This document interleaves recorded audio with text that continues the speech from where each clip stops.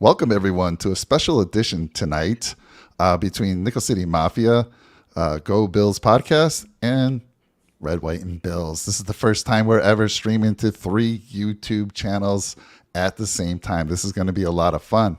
Tonight we're going to go through position by position and talk about how the Bills are doing, how we see them doing, based on just watching the games, based on some data that we've pulled in. And at the end of this, then we'll go take a look at the NFC and AFC a little bit, give you our power rankings in each conference. And so before we get into all that, let's go around. We got some new people, we got some familiar faces, but let's start with the new guy over here that we haven't seen before, Brett from the Go Bills podcast. Brett, tell everyone about yourself, man. Hey guys, I'm Brett from the Go Bills podcast. I'm the founder of this page. We started in 2019, started on Instagram, and then we worked our way into YouTube. Now we're on Facebook, and it's just one man running the show, do everything. And we covered the draft as well as free agency, working on a couple of podcasts and stuff with Sean. And this is obviously my first time on the Nickel City Mafia, so I appreciate you guys having me on. Yeah, no, I've seen your material. It's good stuff, and I know how hard it is to do it by yourself. You and Sean impressed the heck out of me because I couldn't do it by myself. I had to reach out and find my guy over here to the right, Mr. Jake Podger, to help me out. It's difficult to do it by yourself, so I applaud both of you. And welcome. It's going to be fun. And then, like I say, there's nobody cooler than Mr. Sean Kula from the Red, White, and Bills. Sean, tell everybody about yourself. And most of the folks know, but for those that don't. Yeah, if you don't know me, I'm Sean Kula from Red, White, and Bills. I just do pre-games, post-games, and breaking news sometimes, but I'm actually starting something with a Miami Dolphins YouTuber. Uh-oh. We're going to do weekly picks for every game. And Wow. I thought that was something. I saw his stuff. He's around my age, and I was just like, he's just starting. I like what he does, and we're working on it right now. It's not set in stone, like dates and times yet. But I was like, hey, man, I think this is something like two different team, fans picking different, all these games, and we're going to do something cool where it's like you have to pick an upset every week. So, like, no matter what, you have to pick, like, the Jags are going to beat the Chiefs or something. Like, you have to pick something crazy, and then you just go through every game. So we're going to start doing that. And then, I love to do live shows, and live shows with you three is always the best time. So I'm privileged and honored to be on here again with you guys, talking about our Buffalo Bills, the 5-1 Buffalo Bills. And I'm excited to get into it. Awesome. And then Jake, for folks that are seeing us for the first time, folks from the Red, White, and Bills that might be watching, and then the Go Bills podcast, introduce yourself and tell them about our channel. Yeah, of course, Mike. So we are Nickel City Mafia. I'm blessed to be a part of the channel. Mike brought me on last year, right in October. Actually, it was the week 3 of the NFL season, I believe it was, against the Washington football team at the time, and never looked back. So happy to be a part of it. And we got me, who's based in Buffalo here, and then the other 3 that I'm with here. Mike's in California, Sean's in Utica, and then Brett's down in Sarasota, Florida. All huge Bills fans, but we got a bunch of transplants and one Buffalonian here, so it's kind of fun. Just chopping it up, talking a little bit of Bills, going to do a little bit of report card stuff here, and pretty pumped. I am taking a day off from the beers, Mike. Nice. It is a bye week. It's a bye week, a little seltzer water, but we'll be back on track next week. Jake, it's funny. I actually started week 3 with the football team too. Did you really? Oh, yeah, that's awesome. That was my first time. Nice. Yeah, very that's cool. Pretty funny. I didn't know that. Yeah, that's a good story. I'll tell it one day how I was able to get Jake on the show. But my name's Mike Thornton. Most of you know me except for the new folks from the other 2 channels. I started the channel about a year, and we're a little over a year and a half now. And it was initially just me. And it was kind of to show my kids. I'm like, I got tired of them watching YouTube all the time. It's like, guys, get off your butt and go get a channel going. And I said, Dad's going to show you. So got on here, started talking about the Bills stuff. And that's why with Nickel City Mafia, all things Buffalo, and then some. We also bring you some fantasy football content from 2 other guys on our channel. And then, of course, DFS golf, if you're into that at all. So good stuff from all the folks here on this channel. So let's get going. Actually, before we get into it, I want to throw it over to Sean and and maybe let's talk about some news that happened this week. I know there was a lot of Christian McCaffrey talk about should the Bills get him. Well, that's sealed and done. He actually played today for the Niners. Any other news you want to talk about before we get into the details of the show?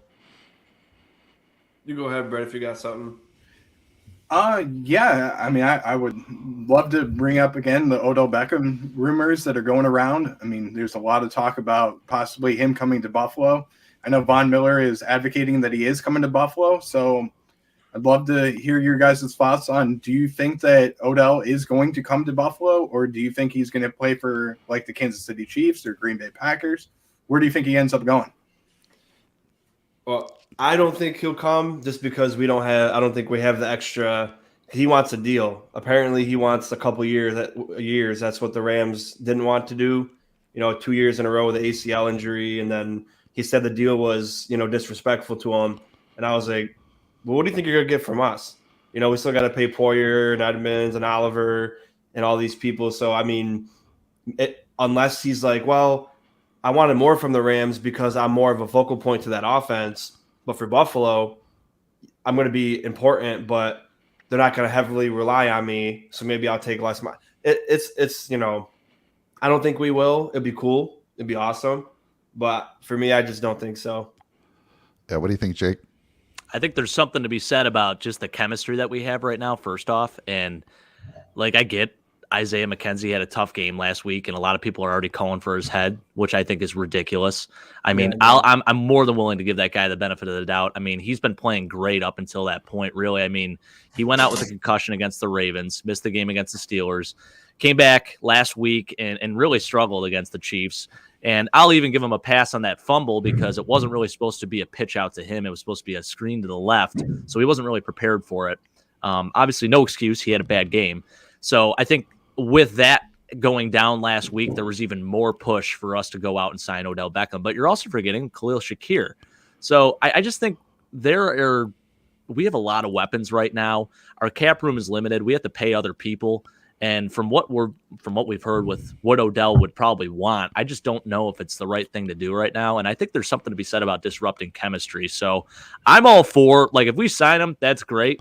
But also, I think you got to proceed with a little bit of caution too. Yeah. I would say though, if the Chiefs are about to get him, then I think we should get him just to keep him away from the Chiefs. So. Well, that's the speculation, right? That the Kelsey brothers are on their podcast this week, and Jason Kelsey's really trying to get it out of Travis whether or not he's going to sign with them, and he's just speculating about it. But so far, nothing's happened. I think Odell's trying to just enjoy his time too. He's been visiting a bunch of team facilities and everything. Even Vaughn, I think, was saying that a little bit. So I know Vaughn is swearing that Odell is going to come here, but I don't know, man. It's going to be interesting to see what happens. Maybe New York. What if he returns to New York with how good they're playing? Yeah, I think he really wants to be in LA though. That's just that's just Odell's personality, and nobody really wants to, especially professional athletes. I don't think they really want to live in Kansas City or Buffalo. You know what I mean? So I think, I don't know. I guess we'll see. I mean, we got a couple weeks left, right, before the trade deadline. So November 1st.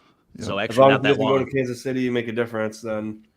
But and actually, it wouldn't be the trade deadline anyway, Sean. I mean, it's for other teams, I guess, if they're going to make a move or whatever, then Odell becomes even more of a factor. If you have a team that's wide receiver, needs a receiver, you know what I mean? So, that's a good point for sure. Yeah, and I agree with you, Jake. I don't think OBJ comes over here, especially if I'm hearing what Sean's saying there. And if he's wanting a deal more than just this year, no way that's going to happen. I need to see him on the field. I need to, rent him through the playoffs, see how he performs, and then we'll talk. I'm not going to give you a big deal. I think that's crazy. And I think, like you said, we've already got chemistry. And, if we do sign him, he's going to need to know his role. Is he going to automatically be a starter? I don't think so. No. I mean, is he going to come in and Gabe all of a sudden takes a back seat to OBJ? No, but he could be in on some critical situations where we need to put 3 or 4 wide receivers in there. But again, I don't think it's going to happen. That's just my opinion. But good stuff. And let's go. We'll talk about the trade deadline at the end of this after we get through all the positions and our grades. And we'll talk about trade deadline and maybe who you might want to make a move for, if anyone at all. So let's get into it. I mean, we're going to talk about the big boys up front on the offense, and there's nobody better to do that to start it off than Mr. Sean Kula over here. So talk to us about that offensive line, and in the end, give us your grade, how they've been performing. I'm going to open up another water just for this. Yeah, well, they're kind of the offensive line's kind of where we thought they would be, somewhat middle of the pack. And I mean, they've showed a lot of greatness in the games, especially in pass protection, giving Josh a lot of time to make these throws. But I also think because it's Josh Allen, he kind of makes them look better for some cases. Whereas like if we had Aaron Rodgers or Matt Ryan or Tom Brady, it would look a lot worse than it actually is. But I got some statistics here, some good, some bad. But our pass block win rate, we are ranked 17th at 58%. So that's, basically middle, which, I mean, that's supposed to be what we're the best at. So, I mean, 17th isn't too bad. Definitely room for improvement. And then, I mean, we're still gelling. And Aaron Cromer's going to get these guys ready. And it's 6 weeks in, so I'd be more concerned when it's like week 11, week 12, and we're still middle to bottom 10 of the pack for most of these stats. But then for the run block win rate, we're actually at 68%, but we're ranked 27th out of 32. So it's a higher percentage, but it's very, very, very low as far as all the other 32 teams. And again, we don't run too often, but, I think, as Dion said, we always repeat this, I think with more opportunity given, they could become better run blockers, but it's all about repetition and getting continuity with your line. So if you run 10 times a game and 8 of them are with Josh Allen scrambles, you're not going to be the best run blocking team. But, I mean, that's kind of where, similar to what we were last year.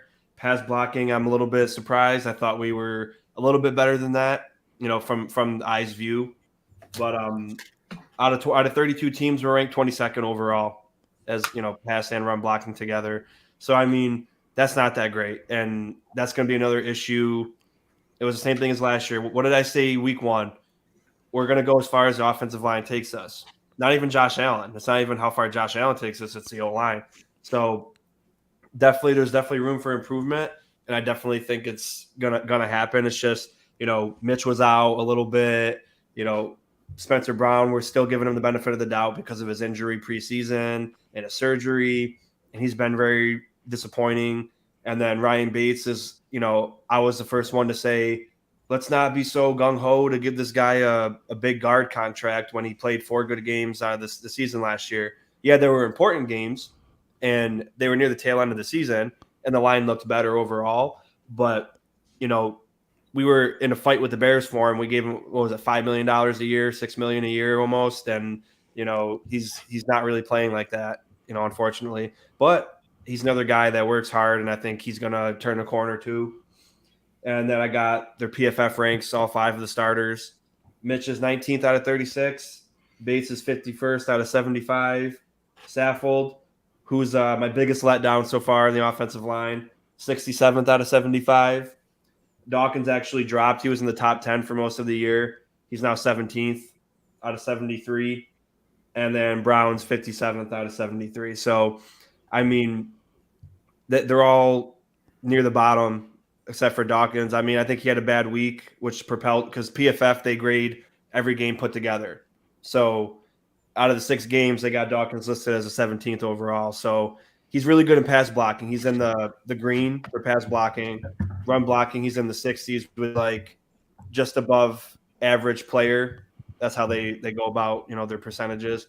But yeah, I mean, as Mike said, O-line played their best against Kansas City. They did a fantastic job against Kansas City for sure, overall as a unit. And, it's just we can't – it's like they can never altogether play solid football except for, minus Spencer Brown against Kansas City because he didn't have a great game. But as a unit, they play pretty solid. But it's always one person's really good, then Saffold's terrible, Mitch is pretty good, Bates and Brown are terrible, or Bates has a good game, Mitch has a good game, and Doc has a good game. But, I mean, Saffold, guys, I mean, he's got to be the biggest disappointment of the line this year. I mean, to get off topic, not off topic, but to let you guys speak about it, you think Saffold's your disappointment of the year so far for the O-line? Let's start with Brett for that first. So, Brett. I don't think it's necessarily Saffold. I think it's as a group, I'm kind of a little bit disappointed just because, I mean, with Aaron Cromer, the past few times that he was with Buffalo, we had the number one rushing offense in the NFL. So I don't take Saffold being the one that has to take the blame. I think it's just as a group, we're not getting good holes in the gaps for Singletary or the rest of the running backs. So I don't think it's Saffold necessarily. I just think that as a group, it's just nobody's doing a good job. And you got to remember something else, guys. We're going to get Ike Bucker coming back as well. So if you wanted to make a move and take Ike Bucker, put him at left guard, move Saffold over to the right guard, this is an idea that we could do in the future. Yeah definitely. And the reason I say he's a disappointment to me is because we brought him in to be this amazing run blocking guard. He and even last year, yeah, he's a little bit older. You know, people call him old, but last year he was the highest rated run blocking guard in the NFL. And then he comes over to us and we're expecting this, and he's not pushing the line of scrimmage. And I mean, in pass blocking, he's whiffing a lot. And yeah, we're being, nitpicking, but that's the point of a report card. You know what I mean? Like, yeah, I'm always critical. You got Jake, you guys all know me. I'm probably too critical, but I mean, overall, he's just my guy that I was very high on going in. Except Spencer Brown, I had very low expectation of him. Bates, I was in the middle. I was like, got to see something. Mitch is Mitch, so I mean, he's one of the smartest centers in the league. Very underrated too, but I mean, Dawkins is, he's another guy where I always have full confidence in. But Saffold, I was like, this guy's going to come in here, and that whole left side is just going to be, from center to left is just going to be insane. It's going to be a huge wall. And I mean, he's just letting me down. And do I think it's going to be an all year thing? No, he's going to be solid. It's just, I think he's just getting he's on a new team, and he's had Cromer before, but he's next to different guys now. It's all, and that's a big thing to me too. You get comfortable playing. You're next to Luan and whoever that the center for the Titans. I forgot his name, but he's a very good center. And you're used Ben to playing Jones. You're used to playing with certain people and how they play, and then now you're getting used to what Dawkins does. Even though Dawkins isn't bad, it's just you're getting used to how he plays left tackle and what you have to do as a guard. And then you got to get used to Mitch Morris, and then Mitch is hurt for a couple games, so it's like I'm gonna give him the benefit of the doubt, of course, but I had very high hopes for him going in. Like, he was gonna come in, and then it was gonna be a huge change to the run game, especially on the left side. But I mean, again, we don't run enough, and then he'll be fine. It's just he's out of the five, he's the one that he's my most disappointed because I had higher expectations for him than I did Spencer Brown or Ryan Bates. That's all. How much of that do you take into effect being his injury in the training camp with his rib injury? Do you think that that's the reason why maybe he's having a little bit of struggles and he didn't have the familiarity with playing with Deion Dawkins and the rest of the line? Do you think it's that injury, or do you think it's just, the not being able to, find his groove as the game goes on right now? I think it's just I don't think it's the injury because he's week 6 now. He's never missed a game. He played the whole Miami game, so he's been durable. I just think he's just having a rough go. Not too rough go. He's just missing things where I wasn't expecting him to miss. But I think he'll be fine. It's just out of the 5, and he hasn't been awful. I mean, out of everybody, he's pass blocking and run blocking, he's ranked below everyone else, but he's got the potential to be very good. So I'm not going to look too much into it, but like I said, he's just disappointed me a lot because I had way more expectation for him, and that's what it's all about, expectation. Like, our expectation for the Bills as a team is Super Bowl, so win. So if we go there and we lose, it's not going to feel like it mattered. It's going to be like, oh yeah, we got there again, but. So I think it's all about the expectations as a fan that you set personally. So again, I don't think he's going to be terrible. I don't think he is terrible. It's just he's my letdown, and then Dawkins is my star of the line. He's always going at the best guys, protecting Josh's blind side. Yeah, he gets beat once in a while, but he's good in the run and good in the pass. Jake, did you have any thoughts on Saffold? Yeah, I think Sean, you make a good point. I think the biggest thing is, so this guy's an all-pro from last year, and our expectations coming into the season were like, wow, we got the best run blocking guard in football. And he just really hasn't gotten up to speed. Now, I will say this. He played his best game as a Buffalo Bill last week against the Chiefs, where they had to flip Chris Jones over to the other side because he wasn't getting any penetration and he wasn't making plays. And then the second they switched him over to the other side, that's where you started seeing him a little bit more involved in their defense and making plays and doing all the things that he usually does. So I think it's been a steady incline for him. It didn't start off great for him either. And, the first few games of the season definitely were disappointing. But I think he's going to start trending upward. We're going to start to see why we paid him the money we did and why we brought him in here. I think last game was definitely by far the best game the offensive line has played all season long. Now, there is a point to be said where you can't get in a complete, across the board where every single player plays fantastic, because even last week, you look at what Spencer Brown did. He struggled so much against Frank Clark. Now, I know it's Frank Clark, but even so, it's like, can we just get all 5 linemen to just play a full-on tremendous game? You know what I mean? Like, I think that's the biggest thing, and that's sort of what we're looking for. And again, we're nitpicking right now. I think, again, last week we played by far the best game as an offensive unit, as a line, and to come out and pull off that victory was huge. We showed that we can run block. We showed that we could pass block. On that last touchdown throw that Josh threw, I mean, the protection was incredible. He had all day. And I do think there's also something to be said about Josh's play style. So sometimes you look at these PFF rankings and you're wondering why these guys are so low. Well, it is that like pass rush win rate. And then on top of that, there aren't as many sacks that happen because Josh Allen is just a man amongst boys out there, and he can make things happen, and he gets away. He gets outside of the pocket. He'll take off and run, where a lot of times he's got a lot of pressure. If you have a Matt Ryan or someone else back there with bricks for feet, I mean, they're probably taking a sack. So there's a total difference. I mean, I think Josh Allen being back there helps the O-line too tremendously, just because he's so good at what he does. So definitely take that into account as well. But I definitely agree that Mitch Morse is the most underrated center in the league. I'm surprised he's so low with a ranking of 19 out of 36 for PFF. I'm not really sure what they're seeing, because every time that guy's in, there's a clear-cut difference at the center position. So he's so athletic. He's so good. He gets to the second level, and he is tremendously underrated. So, I think as a whole, Sean, I'm curious to see what you give him as a grade, but I'm feeling like we're trending upwards, and we're only going to get better from here. Yeah. What do you think, Mike? Yeah, you guys all said it best. I think for me, he's just getting familiar with this offensive line. If you think about last year, this line struggled throughout the year, and then we made some changes towards the end of the year. Bates has only been starting with us. I mean, what we came in with, 2 games left in the regular season last year? He became the starter.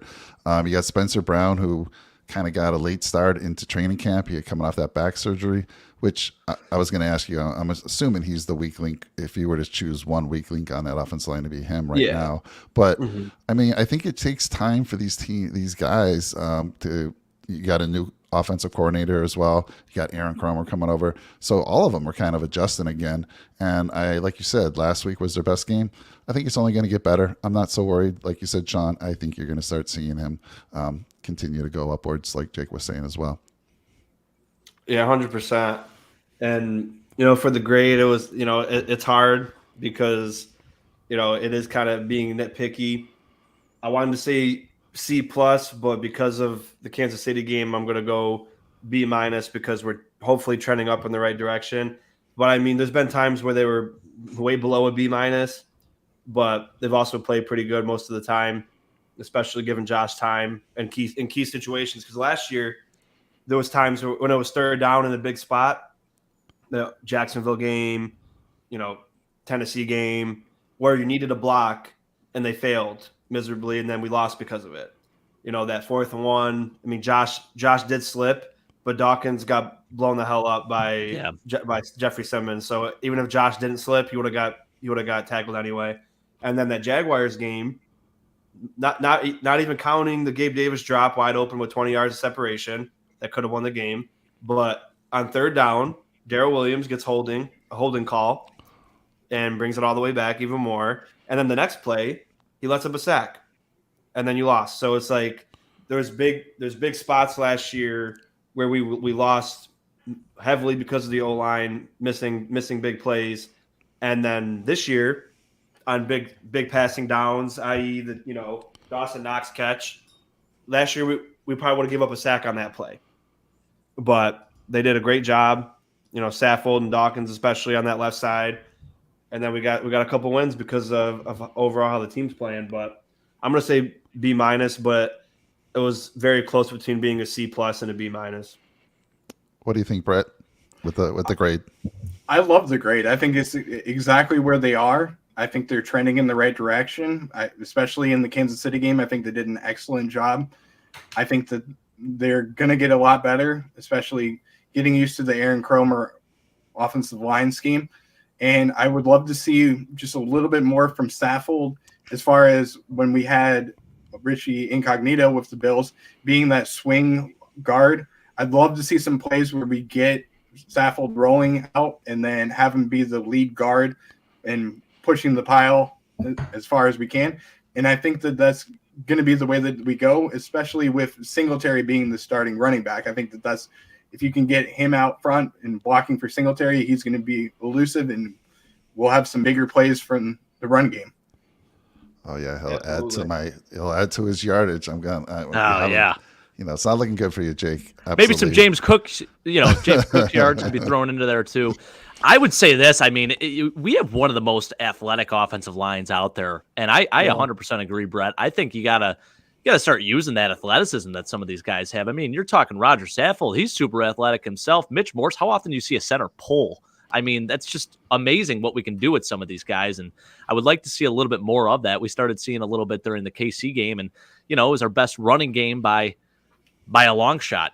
So it's I think it just goes back to what Sean was saying. It's like we can run the football. It's a matter of what the game plan is and how you use these guys up front. Yeah, and we'll talk about it more with the running backs, but I do just want to say it's like we pass a lot because we have Josh Allen. Yep. You know what I mean? So like they don't want to take the ball out of his hands and run the ball a million times unless we have to. So like I know people regarding CMC, people wanted him because Singletary's not the guy, but we just don't use running backs like that, and we're not going to as long as we have Josh Allen throwing the ball like he does and being able to run on his own. If Josh was Aaron Rodgers and couldn't move, if his life depended on it, or if he was 45 years old like Tom Brady, yeah, I understand you want a run game, but Josh is 26 years old and can jump over people and truck defensive tackles that weigh 300 pounds. So it's like we don't really need that run. That's why we pass 90% of the time. You know what I mean? Like that's what we are. That's what the Bills are.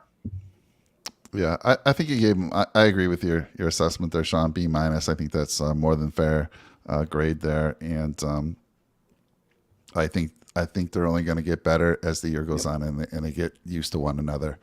But yeah, I mean B-. That's fantastic. Let's get into the guy who he would make any offensive line look better, and this should be a much shorter conversation. Jake, you're next up talking about the quarterback room. I could talk about this for like an hour straight, so I don't know if you want to say quick. It's going to be shorter. This should be quick. Come on. I've been saying every single day, Mike, and I think I'm annoying my coworkers even at this point. So I have a guy that's actually a Patriots fan in the office. I know it's terrible.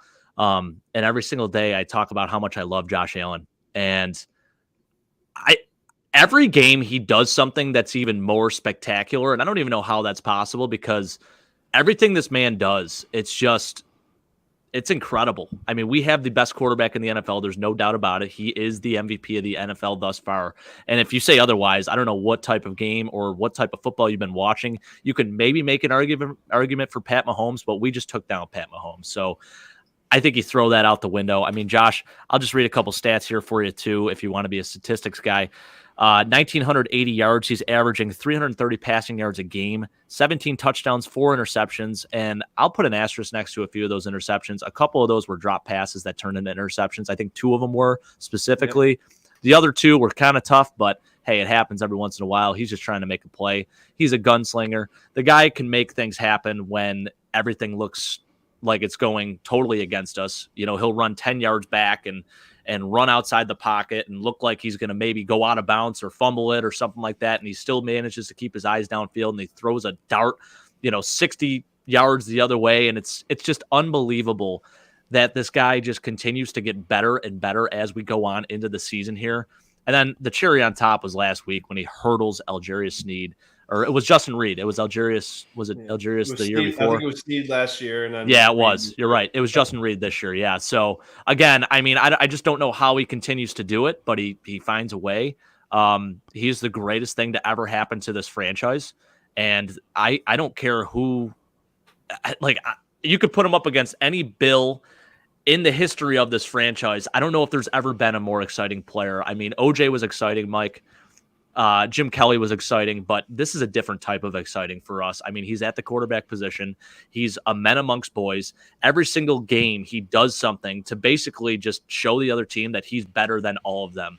And I think I read a stat. He would be 6th right now in total offense, as a human being in total offense compared to actual full NFL teams or something like that. I know he has more total yards than the entire Chicago Bears. I could tell you that, which is insane. It's just incredible. He has more yards than 25 different teams right now. Okay, that's what it is. Yeah, so I was right. That's including the Bucs. Yep. Wow. Yeah. So I don't know how you can even make an argument that anyone else is the MVP of the league. I mean, this guy just, again, continues to do it on a week-by-week basis and just turning the whole league upside down. It's amazing. I'm just at a loss for words, honestly, at this point, because it's incredible. A++++. That's my grade. Before I throw it over to Sean and or Brett on that, I think they're going to agree. But before I do, we got to say hello to the folks in the channel there.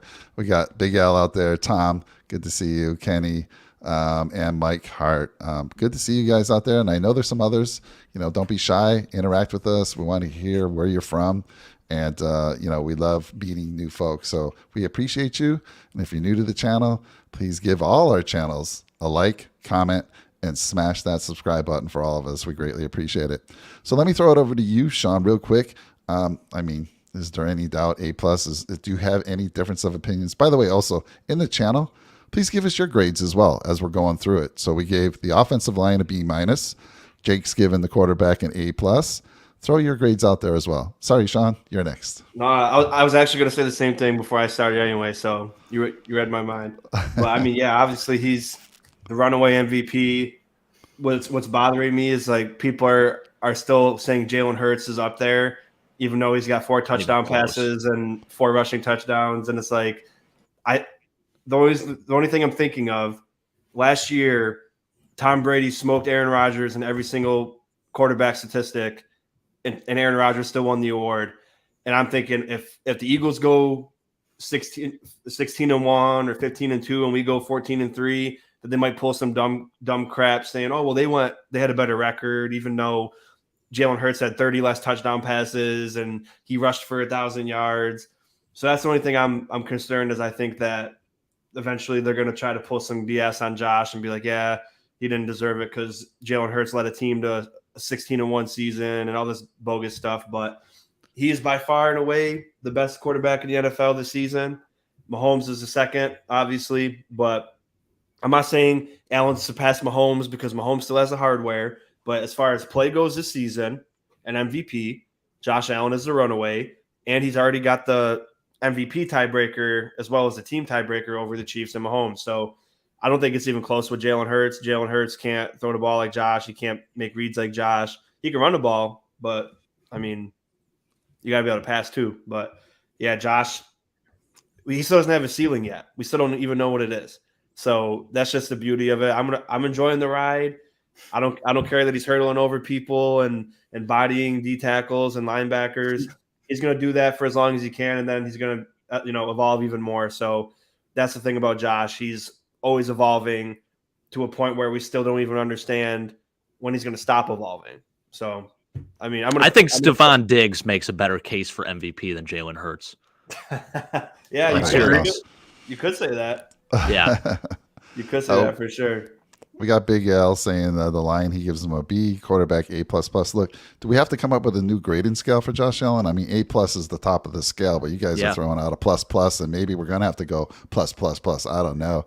And then Tom, I know S, back in the day, there was some schools that gave you an S for satisfactory or a U. They didn't like to give you the A, B, C, or D, or F.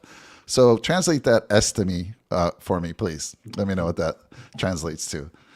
Sean, I'm sorry, did you finish up? Are you good? Oh yeah. I mean, I don't, like you said, it's an easy topic.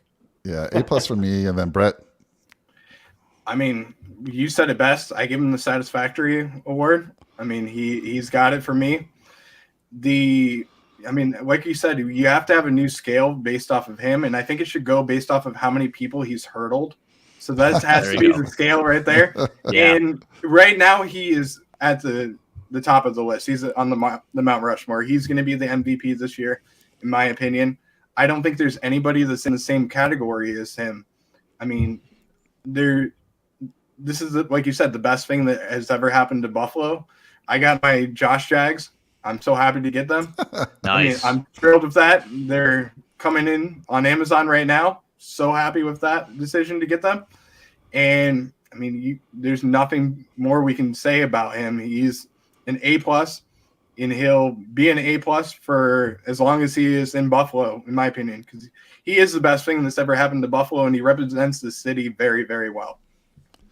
Guys are hurting me. Back in the day, my boy Kelly was the best thing. And you guys have all good arguments, but so I'm not going to dispute it right now. Maybe another day. It's just different, Mike. It's just different. It is different. I know. Yeah. And Tom says his S is an A+. He's giving everyone an A+, so I love it. I don't blame you. I could easily say that. And again, that would make my job really easy. I just came on the show and just said A+ for everybody, and I could get away with that. You could literally get away with that based on how the Bills are playing. So agree, A+. Not much more to say on that. I owe all of you guys Josh's Jacks, by the way. Sean, I know we talked about this like a month or so ago. I still have to. I have a box actually. I haven't shipped it out to you, so I do have it. One so I can eat, and then another that I can keep, and then I'll pay you. I got you. Brett, I could do the same for you, man. Don't worry about Amazon. I could ship it down to you. No, I appreciate that, man. They got them at Wegmans. I mean, you walk in, they're everywhere. Mike, same to you, man. If you need some, just let me know. I do want to get the Josh Allen coffee for a coworker. He's big into coffee, and I've been joking with him. I think it was you who showed me that they had coffee for Josh Allen. Isn't that awesome? That's pretty funny. Yeah. All right, good stuff. Let's get into the running back room, and we're going to throw it over to Brett because he's been doing a lot of research on these running backs. And let's go, Brett. Talk to us about the running back room. Well, to start the season, I would say that they were very disappointing in the first 2 weeks of the year, and then they finally came on. Singletary had a big game in the Miami game. He had 9 receptions, led the team in receptions, had 78 yards and 1 touchdown. And I think that he is the unproven member and obviously the number one running back in the system that we run. I've been very disappointed in what I've seen out of Zach Moss, who was inactive last week, and what I've seen out of James Cook. He's been just off and on, not doing the best. I think he's hit the rookie slump a little bit, but I do think he's a good running back. I think he is going to be, as the season comes along, the number 2 option for Buffalo. And I mean, I think that this is going to be very shortly. We're going to have to discuss whether we're going to get rid of Zach Moss. And I mean, I think the trade market right now is very, very hot for running backs. Alvin Kamara has been talked about on the trade market. And I think that right now, the reason why we haven't made a trade for a running back is because Devin Singletary has played pretty good the last few weeks. And he's holding down the fort for the number 1 position.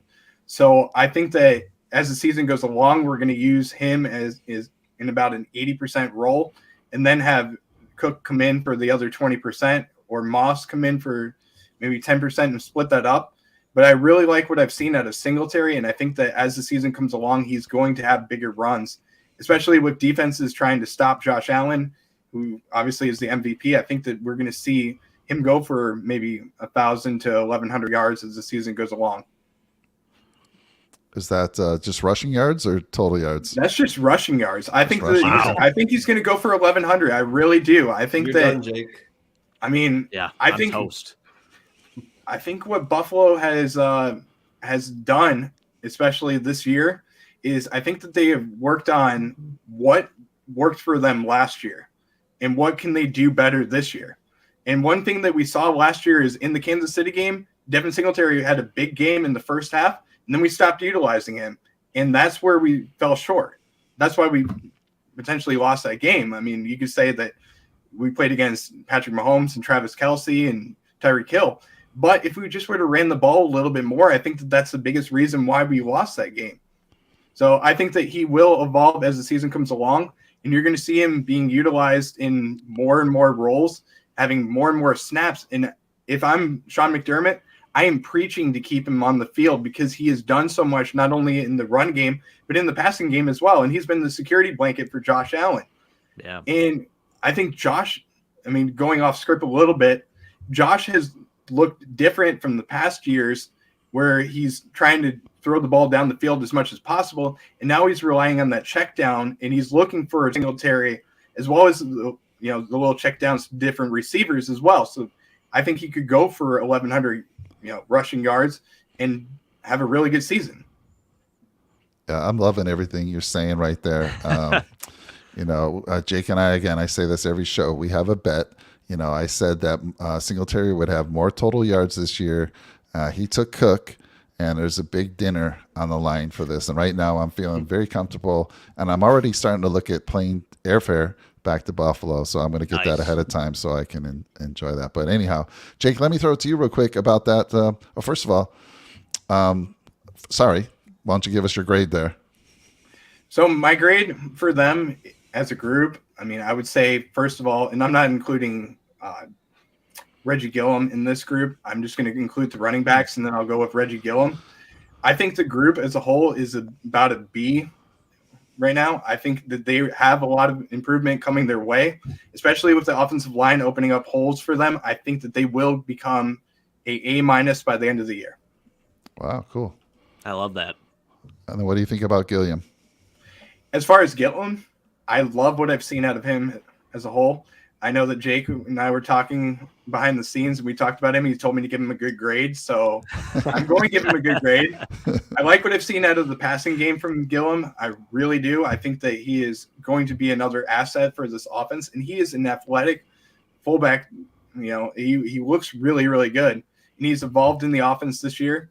As far as the blocking, I really like what I've seen out of him as well. He's had some pancakes this year. I know that probably don't really see that much from a fullback, but he has a few pancakes, and he has a very good role in this offense. So I'm going to give him an A as a whole. I think he's done a really good job, and I think he is the reason why more holes and more runs are going further for the Bills offense.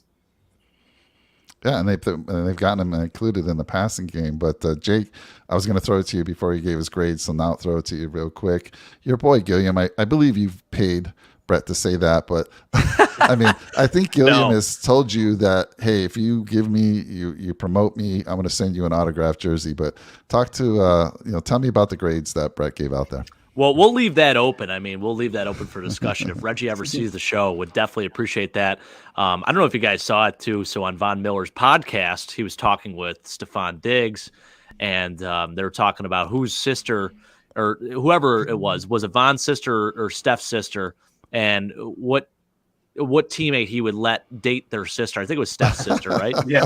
And they said Reggie Gilliam. So stand-up guy. I mean, the leadership goes beyond the locker room, guys. I mean, he just seems like just an all-around great guy. So, obviously super happy to have him. I think as a lead blocker, he has been so damn good too. Yeah. As Brett was saying, I mean, you don't have to see a fullback put another man on the ground like that. I mean, if we count the number of pancakes, I know I saw at least 2 thus far this season. So I'm always watching him when he's out there. I love using that strong power I formation with him as well, where he is the lead blocker. I think we do a really nice job with that. And, as much as people hate seeing us run the football and probably don't want to see us run the football, it can be very effective because then it opens everything up too. So when you have a two-headed dragon where you can throw the ball and run the football, good luck covering that offense and trying to prevent the team from scoring, I mean, it's just not going to happen. So, yeah, Reggie Gilliam, absolutely. I'm going to give him an A. I'm not going to do an A plus because there were a couple of plays where I think he whiffed on a couple. There was one play where he whiffed. There was another play where he went for negative yards. So, you can't do everything. You can't be perfect all the time, but I think an A is a very solid grade for him. I always say it too. He's like a leaner Mike Sellers. I don't know if you guys know who Mike Sellers is. Mike, you definitely know who he is now because I bring him up every other show. Mike Sellers played for the Washington R-Words back in the day. A little bit bigger. He was like 273, but he was like that tight end H-back type role, played fullback. He was a Pro Bowler and was really good at catching the ball out of the backfield, really good as a lead blocker, blocked for Clinton Portis. That's what I see in Reggie Gilliam. So, just a little bit leaner, a little bit smaller, but kind of similar play style. But moving on to the running backs. Second on the team in catches, Devin Singletary. He has definitely been like that safe blanket for Josh. He's got 22 receptions on the year. And you know what? He can do something with the ball. Like when he catches it, he doesn't just go down. I mean, his yak has been pretty decent this season. So I've been very impressed with him from the passing standpoint. And it's almost like when we take him out of the game, we lose momentum. So I think you got to keep him on the field as much as you can. And that pains me to say that because we have that bet, Mike. But he's been awesome this year. And it's hard to make the argument that you want someone to replace him at this moment because he's done everything we've asked him to do. I mean, he goes out there and once he gets into a rhythm, I mean, he starts getting those. I mean, he's averaging almost 5 yards a carry this season too, on top of that. So once he gets going, man, I mean, he is a weapon out there. So I really have been impressed with what he's done this season. And I'll tell you what, man, like that running back room, I think is elevated because of him. I think the rest of that room probably gets like a C or a C plus, but because Devin's played so well, I'm going to give them a B as well. I think that's a perfect grade to give him, Brett. Awesome. Let me throw it to Sean because there's nobody else who loves Motor as much as I do than Sean. Sean is a huge fan. Ever since we met him, we've been talking Motor. Talk to me, Sean. Yeah, well, so Reggie, I'll get that out of the way quick. He's an A for me because of his blocking ability, and he's able to line up as a tight end and a receiver and a fullback. So he's just very versatile, and there's not many fullbacks in the NFL anymore. And I think you need that. I think you need that to be a dynamic team, and we got it. So he's an A for me, and I agree with the B for the running back room. And I'm gonna see if you guys agree with me. The best run team we had, offensive line and running year, was 2019 when Josh was the second year, when he wasn't actually Josh yet. Where he could make all these perfect reads and just kill every team he plays. We ran the ball often, and very well. And this was with Dawkins, Quentin Spain, Mitch Morris, John Feliciano, and then I can't even remember his name right now. Darrell Williams.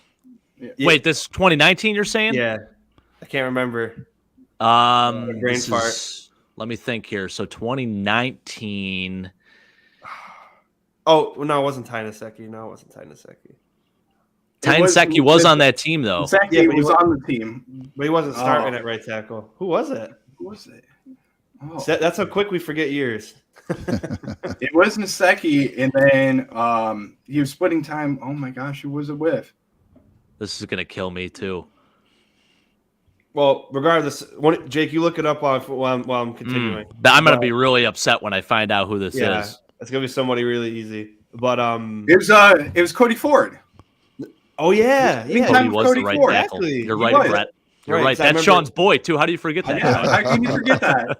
I made this argument when I did my Cody Ford video last year. That was the best run offensive line we had. Devin Singletary missed 4 games due to a hamstring, and he had 875 rushing yards as a rookie. That was Devin's rookie year. 875 rushing yards. You're saying this is under the Bean McDermott regime, right? Yeah, Okay. I'm just saying, like, this more proves like my point about we were more of a run team in 2019 because Josh wasn't Josh yet. He was still developing. Now we don't do that because Josh can, even on the best defense, can put 40 points on you. So my point with the running backs is like Motor proved from day one that he's that guy. Yeah, he didn't score many touchdowns, but when he had the rock in his hand and he was with Frank Gore, learning from Frank, he still does the Frank starter step. So I love to see it because I love them. I love them together, those two. But I mean, that was the best running season we've had since then, and that's proving my point about the evolution of the Buffalo Bills.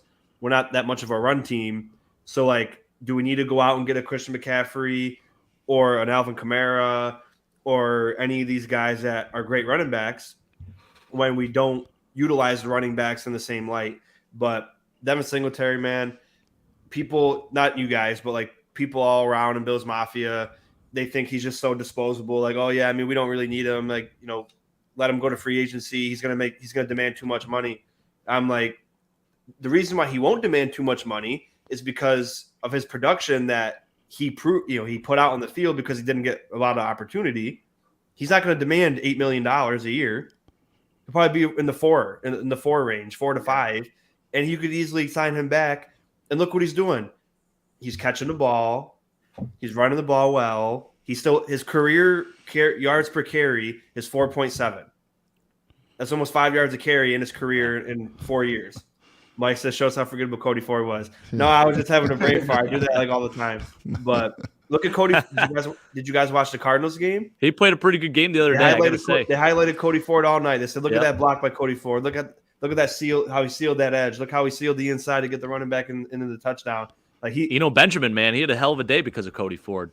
Yeah, and I was telling you guys, as soon as he goes to a different team, he's going to start, which he is, and he's going to be fine. And he is. So it would have been nice to have him now. But I mean, good for him. But yeah, he was another. I'm not going to get back onto it, but we know he was misused in Buffalo. But I mean, Zach Moss, I'm done with Zach Moss. I mean, he gets a couple good plays here and there, but he might be good somewhere else. Like, I'd rather him go somewhere else and succeed, because we're not going to use him like that. He's never going to be anything in Buffalo. He's never going to be that guy in Buffalo, especially because we have Motor. And then if you drafted James Cook to be that receiving back that J.D. McKissick was going to be for us, and then he signed back with the Commanders. It was McKissick, right? Yep, that's right. And so we drafted James Cook to be that receiving running back, and they're not going to give up on that kid already, So you're definitely getting Cook back next year, and I think it'd be crazy not to have Motor back, because he like Jake said, he doesn't go down for his contact. Even if he's hit behind the line of scrimmage, he still will keep going after the first hit. He's very elusive and explosive, and you get the ball more than 6 times, look what he does. Yeah. Totally agree. Yeah, I last year I had the same debate with Jake. He was pushing for Moss. He actually tipped the scale for me a little bit, but I was on Singletary, and same thing this year. But Singletary is he's in a contract year. And we always talked about when someone's in a contract year, they usually flip the switch, but he's always had his switch flip. This guy is just going nonstop all the time. And yes, as long as we're not trying to run a draw from shotgun, we've been fine. We're fine. But I agree. So Brett, let me ask you this, because you did say, the trade deadline's coming up, but what would we really get? I mean, we have Moss signed through next year. What would somebody offer for a Moss, do you think? I mean, 6th round, 7th round, what? Yeah, I'm thinking the 6th round pick maybe for him, but I don't really think we should trade him yet. I mean, I would like to see, the rest of the year play out and then possibly trade him. But, I mean, I don't think you're going to get much out of him. I mean, people were talking about giving up, Saquon Barkley and going after him. But I don't think that a deal for Saquon Barkley for Zach Moss is going to be a good deal. I think you're going to have to give up a lot more, especially with the asking price that was given up for Christian McCaffrey. I think it could be, a 2nd, a 3rd, Zach Moss, and maybe like a 5th or a 6th round pick. But I just don't think the market's there. There's no way they're giving up Saquon now. He's their whole team. They're 6-1. He's the only reason why the Giants got lucky a lot this year. Yeah. Tennessee missed a field goal as time expired. Marvin Jones gets tackled at the 1-yard line before he scored a game-winning touchdown. Like, they're just winning. They're doing enough, and they're a good team. But good teams get a little lucky sometimes. I don't know if they're 6-1 good. I mean, yeah, no, I agree.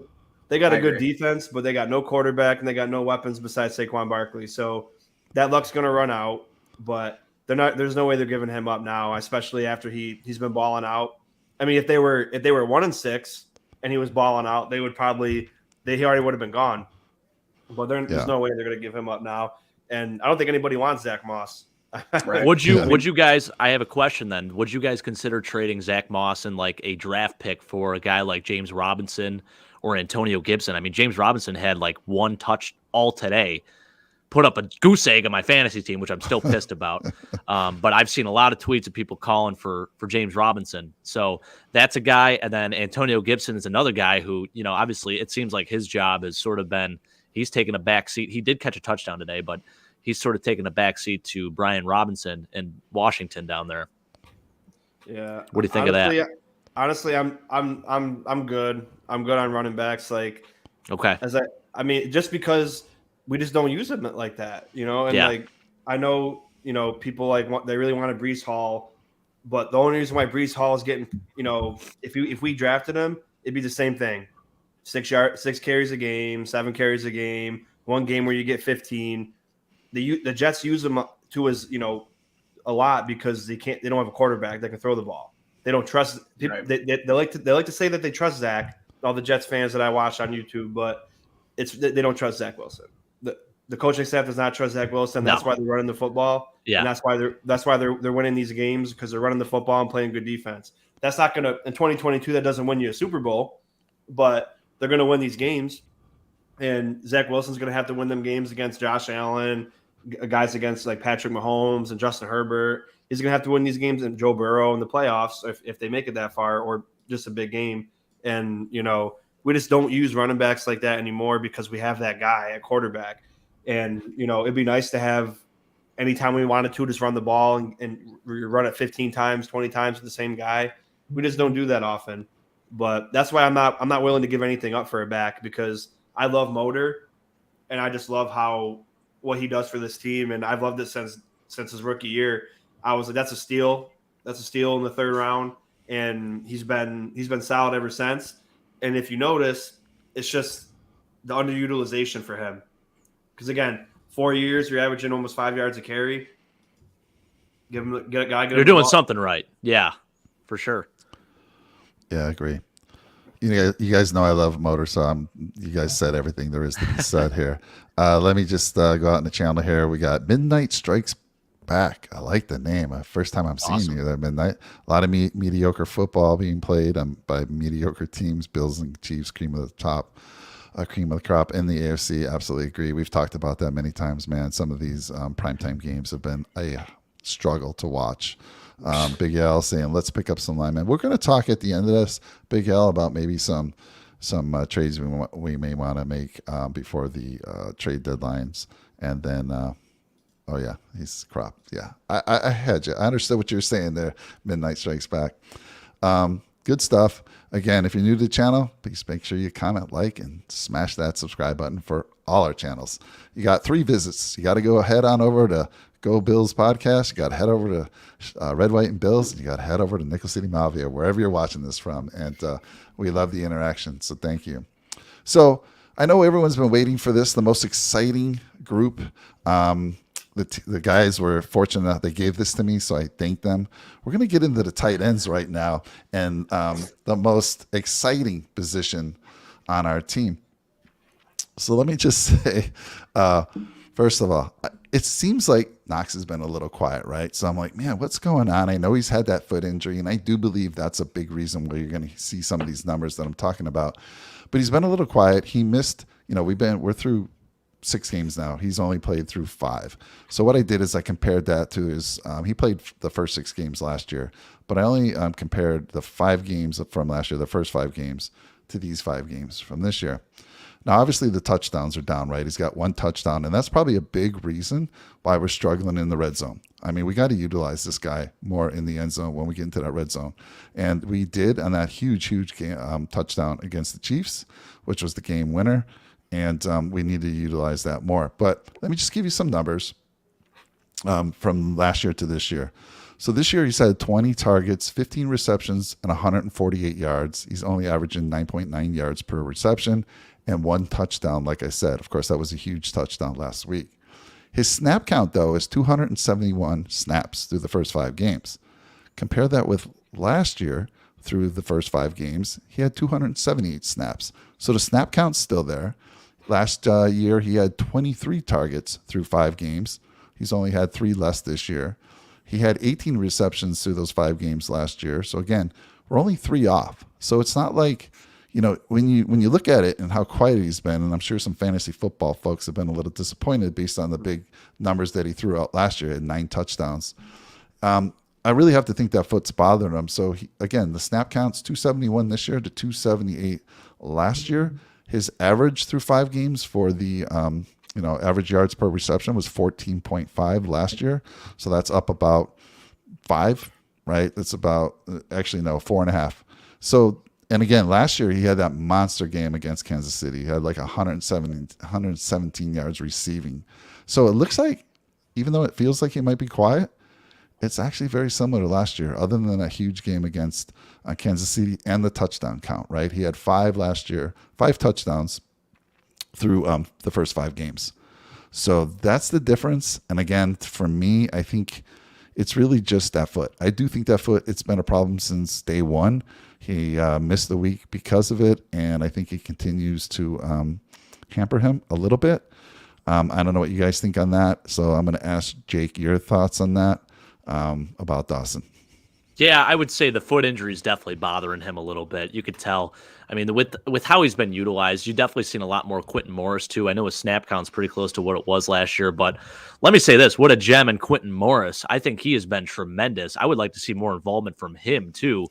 You get a 2 tight end set with both those guys out there. I mean, they're both extremely athletic and both can make plays. I think, what Quentin Morris has shown me is, this guy could play in this league, and I think he's a really good counterpart to Dawson Knox. So for as good as I think Dawson has done, as much as he can. It's he hasn't been targeted a ton. They're completing 75% of the passes thrown his way. There haven't been like drops or anything like that, or any major mistakes by him. I think in the blocking game this year, he's shown how good of a blocker he is more than anything. So you could even say that. I mean, as a blocker, I think he's come a long way. So he's just being utilized in different ways. And I think there's going to be more involvement as we go here and as he gets more healthy. But I do think the foot definitely has been bothering him a little bit. You can definitely tell. But he looked great in the KC game. So would like to see more of that. But I think for the most part, the tight ends have played pretty decent. And when called upon, they've seemed to deliver. So not too bad at all. So I'll give you my grades, and then I'll go to Sean, and I'll go to Brett on that. So again, all I really have, it's hard to kind of gauge the tight ends when they're not being flashy, like the Kelseys of the world, the Kittles of the world, right? That's just not the type of tight ends, not type of system that we have.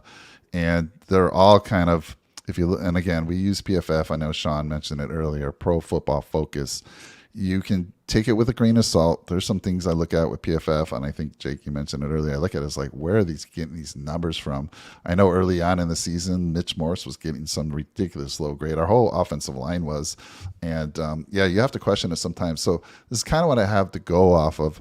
We're kind of in the middle of the road here. So believe it or not, Jake, based on the number of snaps that Quentin's had, 122 snaps, PFF has him rated very low, 45.6. And then you have Tommy Sweetie, who's played 41 snaps. He's graded at about 66. And then Dawson's at a 64. They are good in the run, the pass blocking. Run blocking's average. And again, Quentin Morris across the board, very low. So again, it's just PFF has somebody watching the game, and they kind of grade it that way. And it might not be what we're seeing. So take it with a grain of salt.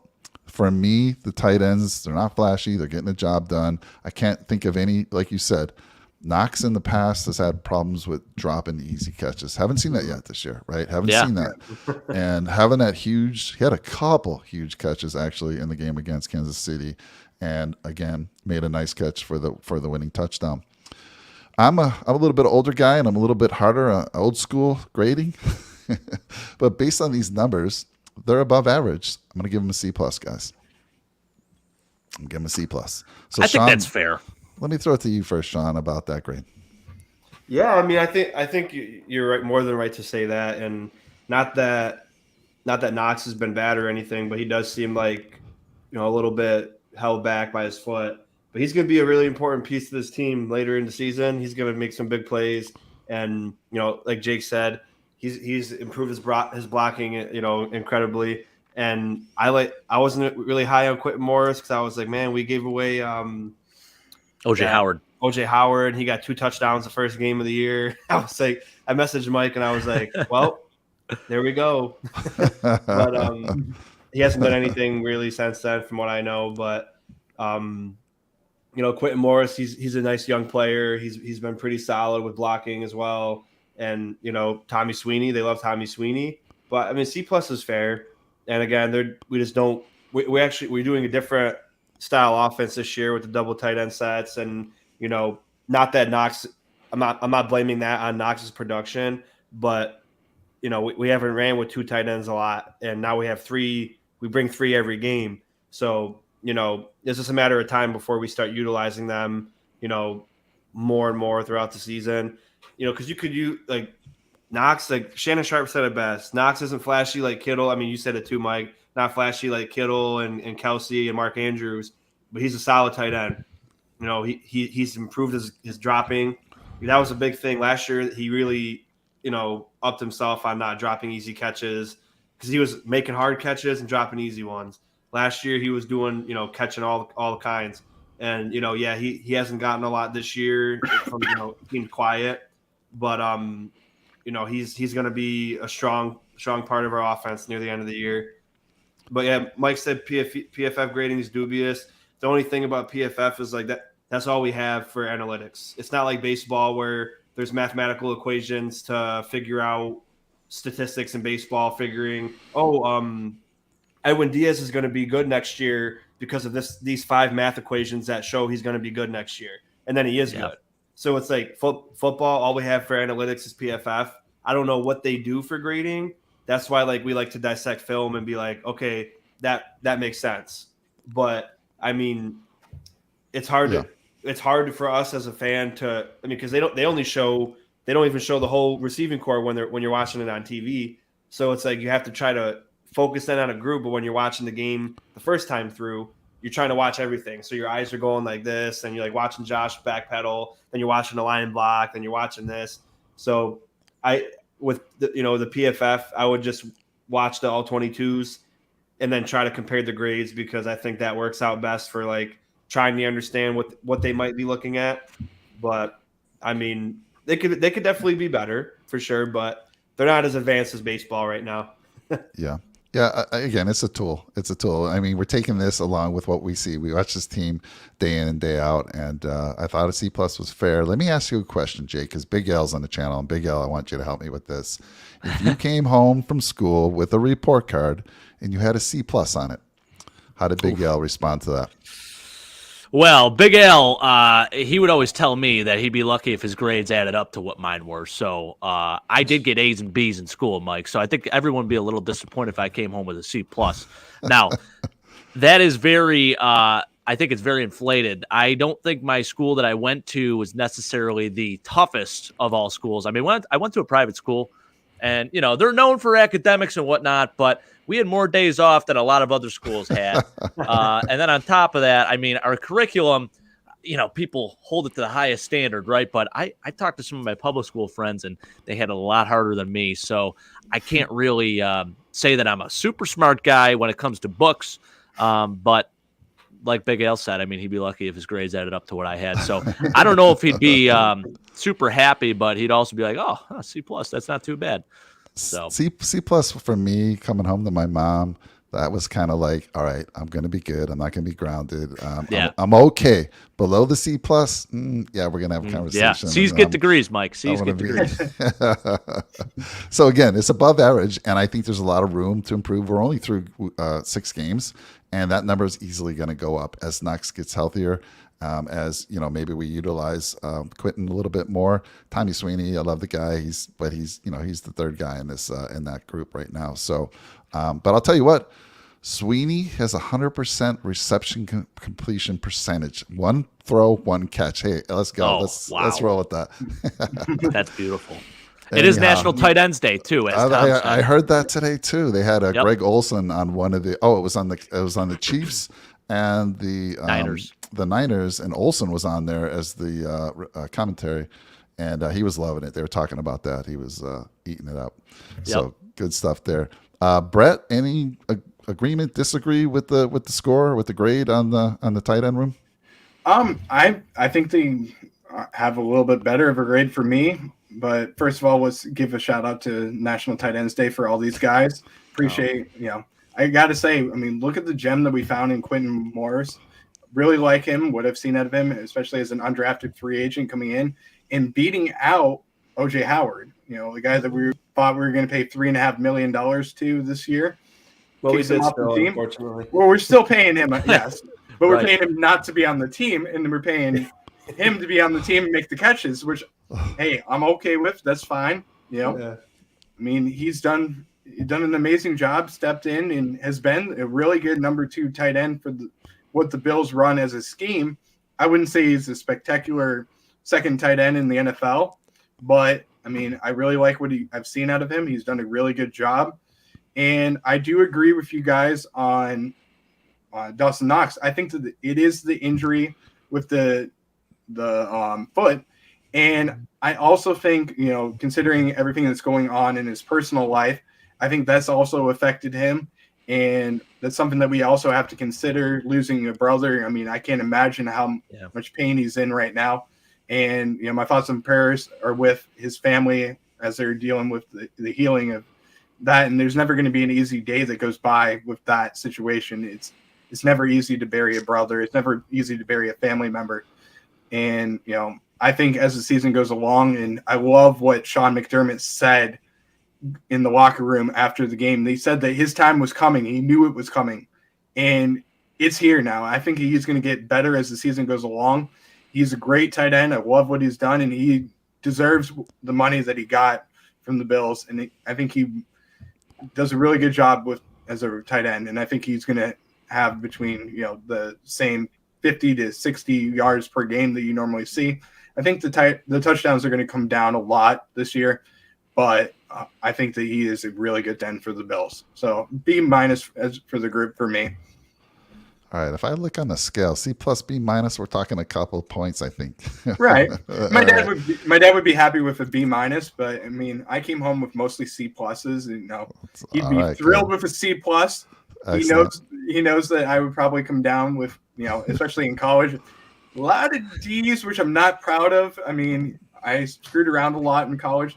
So he's going to be watching this, and he'll agree with it. He'll put a comment in there saying, "Yeah, I had a lot of D's, and you kicked my rear end a lot, and I bickered with him a lot, and that's the reason why I'm out of the house now." So I would say that he'd be thrilled with a C plus for me, but I'm giving him a B minus. I think they've done an excellent job, and they're only going to get better. Yeah, you brought up a good point, Brett. The loss of a brother. Like I've had that. I've experienced that. That is a huge loss, and yeah. So he's dealing with that. We kind of forget about that, but we were reminded when he caught that touchdown in that Chiefs game. You know how important it was, right? Yeah. Everyone on that team was like, they were talking to Von Miller. And I think you mentioned it. He said Diggs went over to Miller and said, "Finish it, man. Finish it for our guy." And they got the job done, and that was just so cool to see. Awesome for him. So I agree. Not only the foot injury, but dealing with the loss of his brother for sure. That's something that's gonna take some time. So I love it. C plus for me. I think the most of you guys agreed. B minus from Brett. So let's roll here. Let's roll into not quite as exciting as the tight ends. But we're going to go to the wide receiver group here, and we're going to throw that over to you, Mr. Podger. I don't know how you say it's not as exciting. I mean, it's all about the swag, Mike. I mean, we have one of the swaggiest receiver rooms in the league. I mean, across the board, I mean, they've been, you have the 1 and 1B, 1A, 1B guy, right? You have Steph Diggs, who is just going off, about to have his best season as a pro. Guy's averaging over 100 yards a game. He's got 6 touchdowns. He's been unbelievable. I mean, this entire season has just been every game with him. He's been a huge factor. And he's running routes that are, his route. First off, let me say his route running has been incredible. I mean, better than it's ever been, in my opinion. I mean, he's one of the top 3 route runners in the league. What he's done all together, it's unbelievable. So Steph is having a year for the books for sure. Then you have guys like Gabe Davis who, I think a lot of people had those high expectations for Gabe coming into the season, rightfully so, especially after that KC game. Right off the bat, scores our first touchdown of the season. Things are looking great, and then obviously he goes down with an injury, and you could definitely tell that ankle was bothering him for quite some time. And now it finally looks like he's back and he's healthy, and he's starting to look back to what he was, at the beginning of the year and at the end of last season. So I think things are just, on the uptick with him. Now, I think the biggest question right now is what we're doing with the slot position. So we brought in Jamison Crowder, and I think people were pretty high on him. They thought he was, obviously a younger and faster Cole Beasley, and he would sort of operate in that same manner where he would take a lot of those reps at the slot position, and Isaiah McKenzie would sort of fall back and be that slot/gadget guy that he's always been. Obviously the preseason, Isaiah McKenzie really showed up and took over that spot sort of. And of course, Jamison Crowder, he only had a couple catches, then he goes down with an injury. He has a broken ankle, so he's done for the year. And Isaiah, I thought played extremely well right up until he got the concussion. He comes back last week, and he obviously just did not look, he looked totally out of place. He didn't look like he was himself at all. So I'll give him the benefit of the doubt, as I said earlier on in the show. And I think a lot of people are already calling for his head, saying, he's played terrible, this, that, and other. They forget about all the big games he's had, even dating back to last year against New England. I mean, he had a tremendous game against them. I thought, during the regular season thus far this year, he's done a really nice job. He seems to always find a way to get in the end zone, which is extremely important. So I think he's going to rebound and he'll be okay. Now, I think the one thing I want to definitely see more is Khalil Shakir. As my dad said, he's just getting started. I think every single time that guy touches the football, he makes a play. He makes a big play. He's very, every single time he touches the football, it's a positive play. So I would definitely love to see more involvement from him. I think as a whole for the receiving unit, I'm going to give them a B+ just because there were a couple of tough drops and, there are a couple plays, couple mistakes where maybe things could have went the other way. But I just think, Steph's play has been so good. I think we just need to see from the slot position, we need to see that level of full-on consistency, which I think we're going to get to. It's just a matter of who's going to take that next step, whether it's Khalil Shakir or Isaiah McKenzie. What are your thoughts, Sean? Well, I'm struggling. It's either A- or B+. And with McKenzie, speaking of him, he's actually not counted. If you don't count Motor, actual receivers, he's our number 2 receiver as far as receptions and yards, or maybe not yards, but as far as reception goes, he's a number 2 receiver. And, Gabe Davis is just incredible. His moves, his big play ability, his is catching insane. ability, his big play ability, his burst, it's all there, but it's like, Gabe, you're the number 2, and you got 12 catches this year, man. You got almost as many drops as catches. They don't really need to give him the ball, force feed him the ball, but he's going to start. His production will go up. But they said Tyreek Hill, they said he was on pace to break Megatron's record this year, and Diggs is only 50 receiving yards behind him.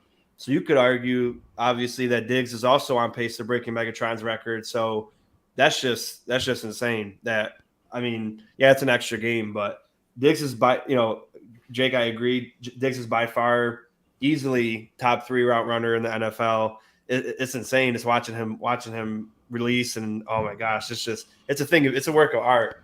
Mm-hmm. And Shakir's coming to form. McKenzie's good. He had a rough week, but he's done a lot for us. And when his number's called, he usually answers. So I definitely don't want to call for his head after that game, but his number, when it's usually called, he'll be fine. And then, Crowder's out. He's done.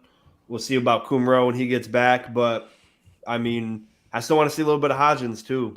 With the opportunity of, having the chance to play, I want to at least see them try to get him more involved and his snap count go up a little bit, but and maybe it will against the Packers because we should blow them out.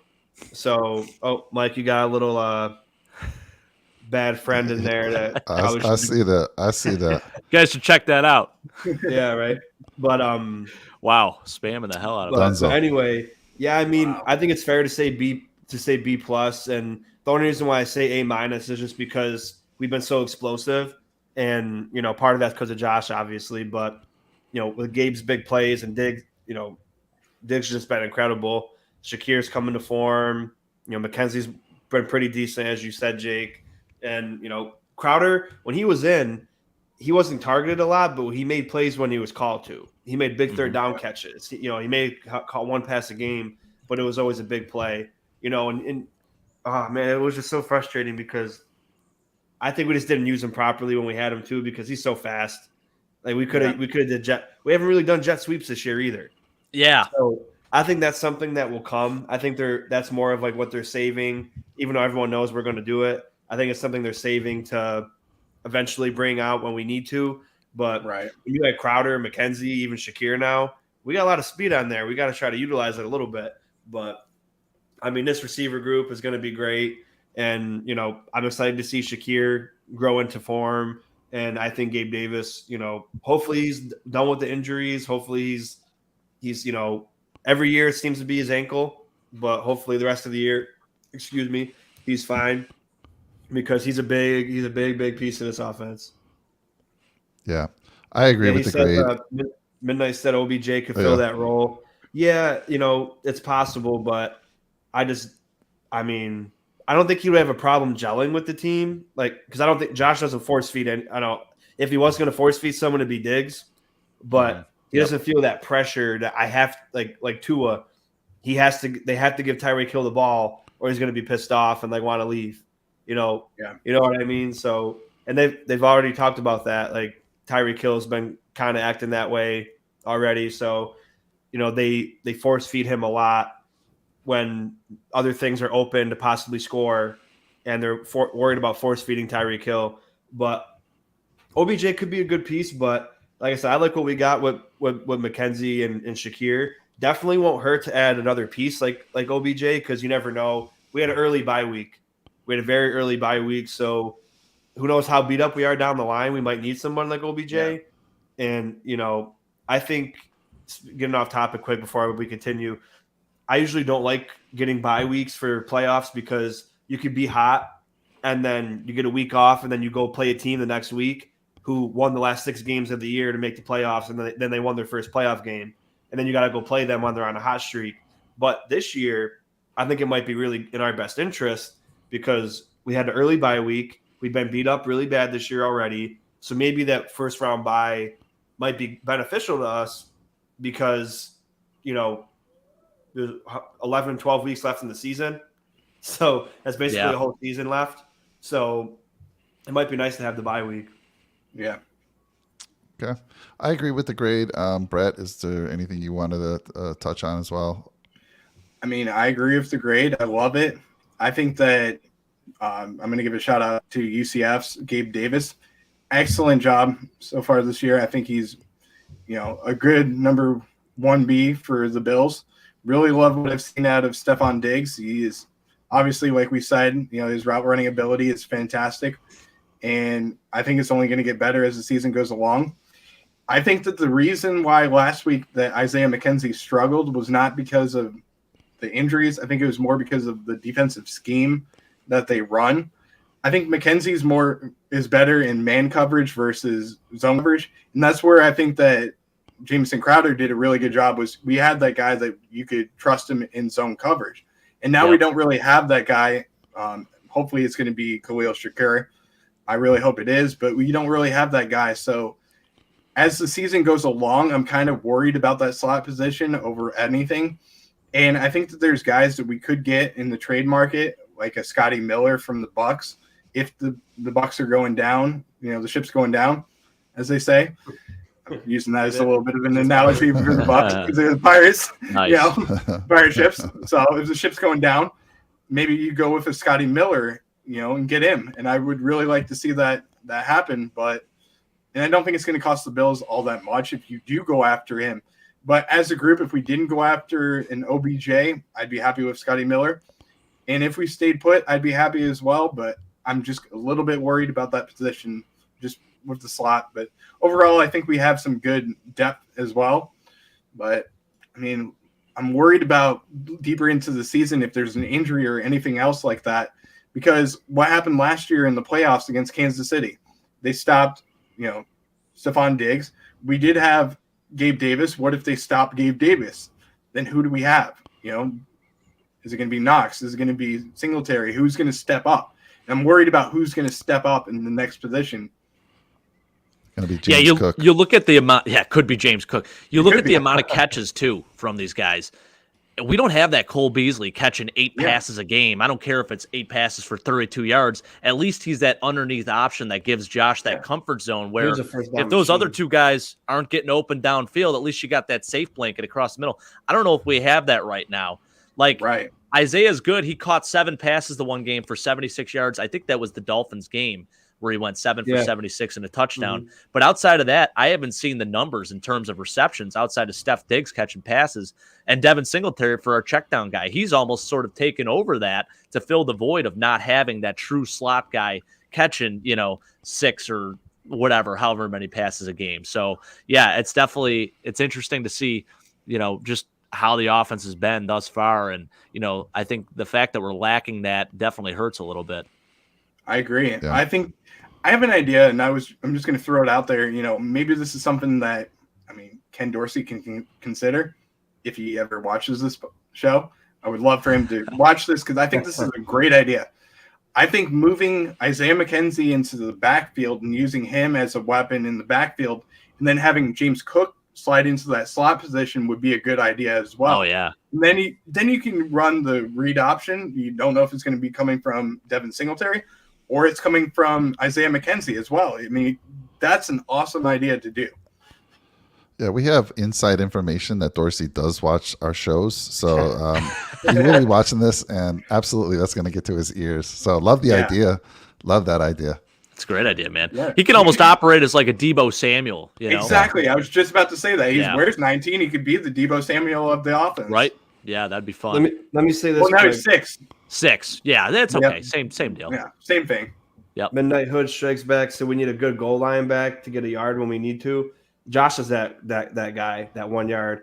He's the guy I want taking it every time because you get the ball to your playmakers, man, when you want to win. So I would rather him take a 1 yard than give it to any running back. So that's a good point though. It'd be nice to have. So that's what Zach Moss was supposed to be. Yeah. But yep.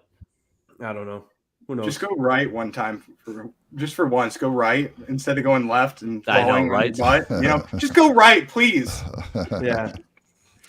All right. Well, good stuff on the receivers. Again, if you're in the room, give us your grade. I think Midnight gave us his grade. What would he give us? He gave us receiving core. Where are they? A+. Gave him an A+.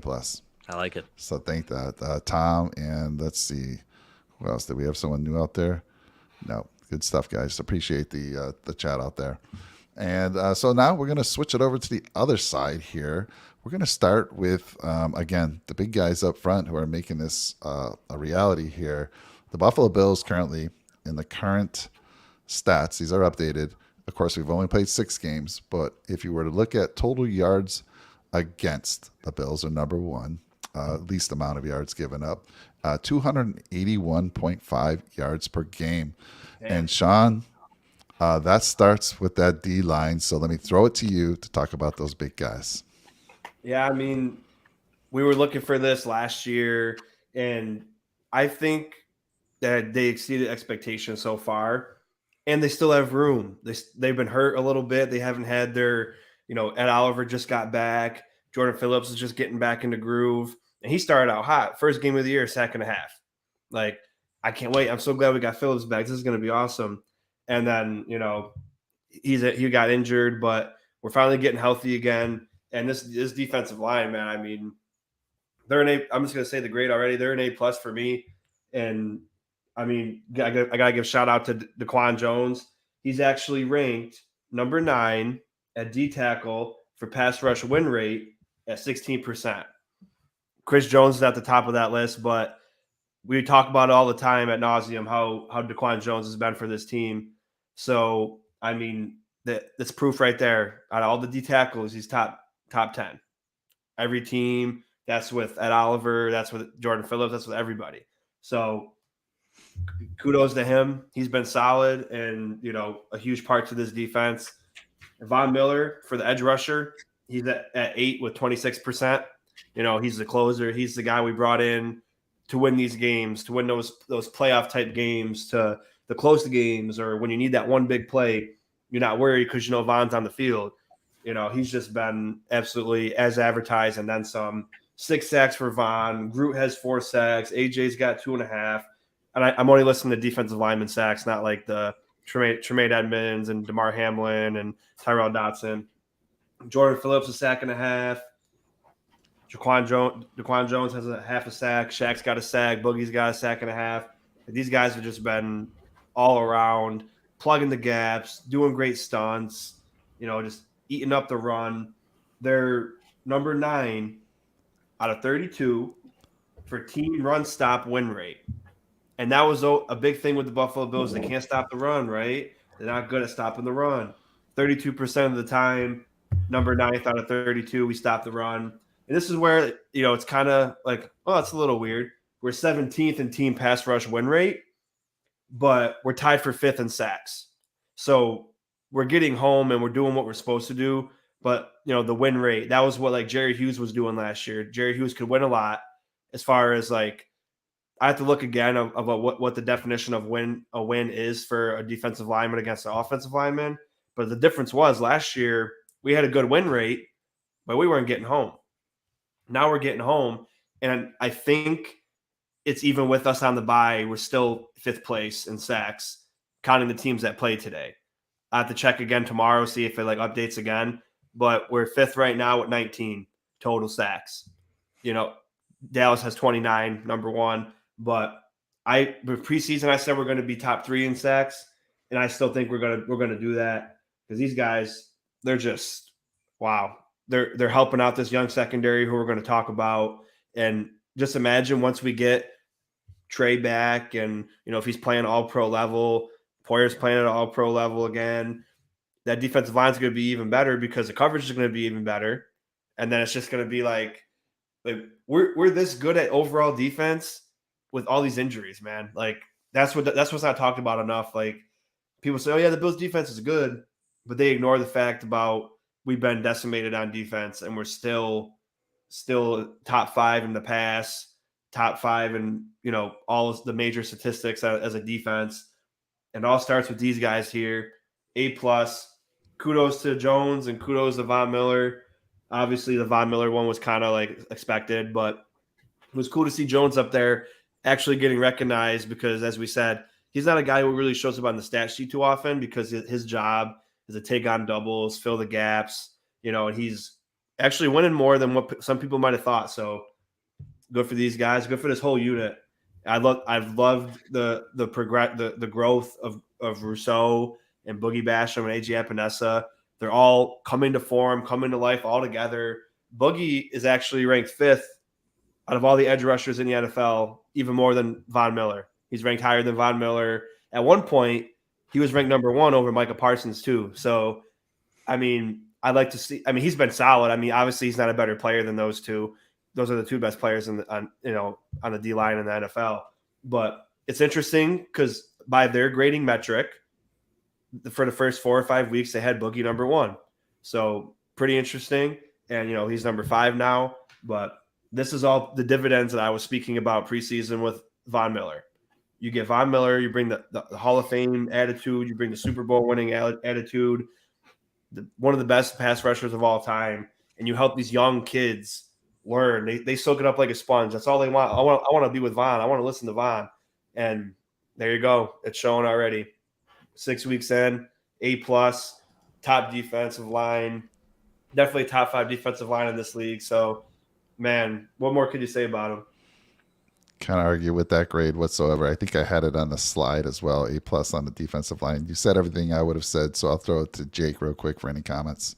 Yeah, 120 million, it was 100% worth it. I know he's not going to get all that contract probably, but man, it's just invaluable I mean, the veteran leadership, the attitude that he brings, he made everyone on that defensive line better. And yeah, you said it, Sean. Completely decimated, honestly, as a unit defensively, but it's been a next man up mentality all year long. Starts up front. We've been able to do so well in getting home, getting pressure, contain, stopping the run. You know, we have guys doing the dirty work and being unselfish, like Daquan Jones and Tim Settle and Boogie Basham. I mean, coming in and doing stunts and allowing Greg Rousseau to get a sack, and AJ Epinesa even. I mean, it's incredible, and I think a lot of it is just we have these dogs out there that are just willing to go out and sacrifice for the other guy, and no one's selfish on that D line. First off, I know Von obviously going to still get his numbers because he's just that good, and same with Greg Rousseau. But the interior too. I mean, everyone's just been, as a unit collectively, I don't have a bad thing to say about them. So yeah, A+ across the board. What about you, Brett? Completely agree with you guys. And one thing we're not talking about is Shaq Lawson in the group as well. Yep. I mean, having him as a number 5 is incredible, especially for a guy that can set the edge for you in the run game. That's important too. And then you throw him in and he gets a sack last week and he did a good job. So I'm really happy overall with the defensive line. Love what I've seen out of everybody. I think the biggest addition was adding Daquan Jones. He's done an amazing job in the run game, and he's been a very big sleeper for the Bills this year. And he's the reason why the run game is so good at stopping the run this year. He's what we wanted Star Latulippe to Yes. always be. It's amazing. I mean, there's such an upgrade there. It really is. Yeah, Shaq was he's also... Go ahead, Brad. Sorry. Sorry, I was just gonna say he's not that sexy. You don't get the stats and everything, but he does his job. He comes in and he takes the double teams, and then he allows guys like Greg Rousseau and Ed Oliver to get in there and get their stats. So it's an unselfish group. I'm really happy with everybody in there. Yeah, I was gonna say that Shaq was also the guy who pressured Lamar in that interception. So. Well, he was one of them, and he's been making the most of his snaps, so definitely got to give him credit. I think it's rare when you have high expectations that are lived up to, and coming into the season there were high expectations and they've lived up to every one of them. So incredible. We talked about how they had to make the youngsters behind them. They had to help them out. They've done everything to do that and more. So incredible.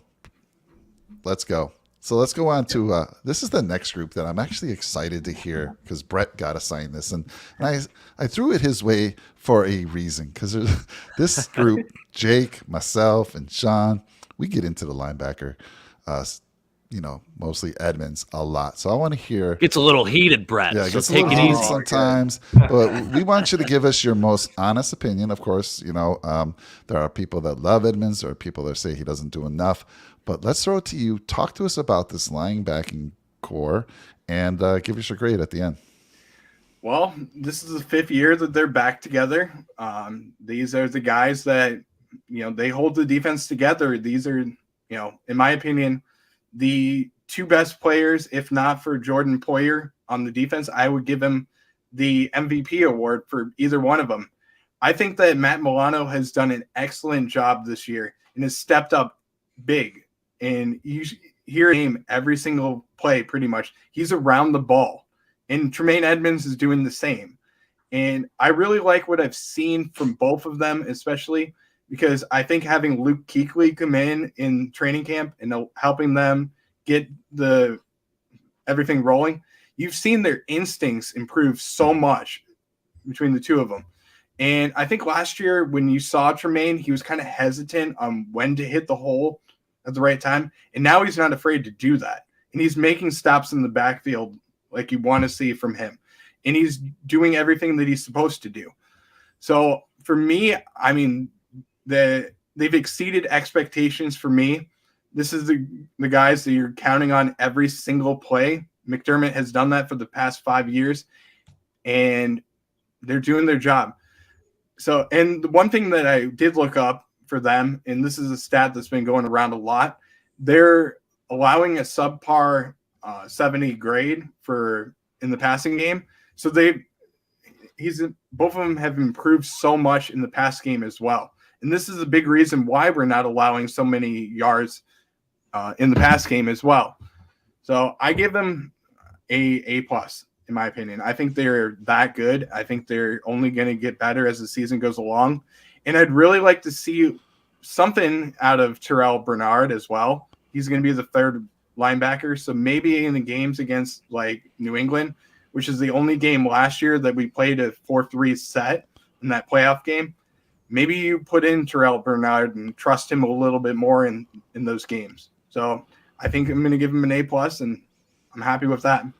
I love that take. And before I throw it to the other guys, I have a question for you. So Edmonds is in a contract year, and there was talk before the season even started from some of the shows that I watch that have access to the Bills. They actually are reporters there.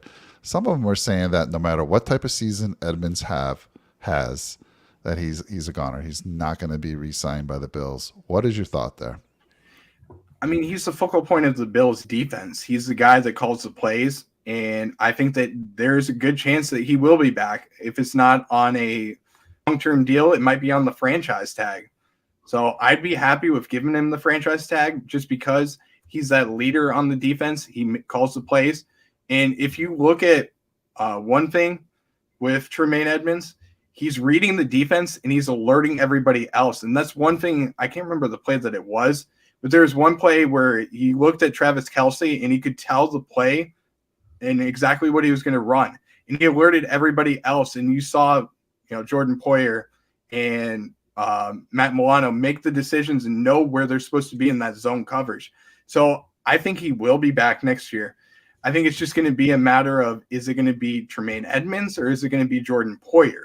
So I'm not going to tell you which one yet that I think is going to be back next year, just because I'm going to save it for the safeties, because I have the safeties coming up as well. So I'll save it for after that. But I love Tremaine. All right, good take there. I love that, because there definitely is a difference of opinion depending on who you talk to. So let me throw it over to Sean, and Sean, your take on that.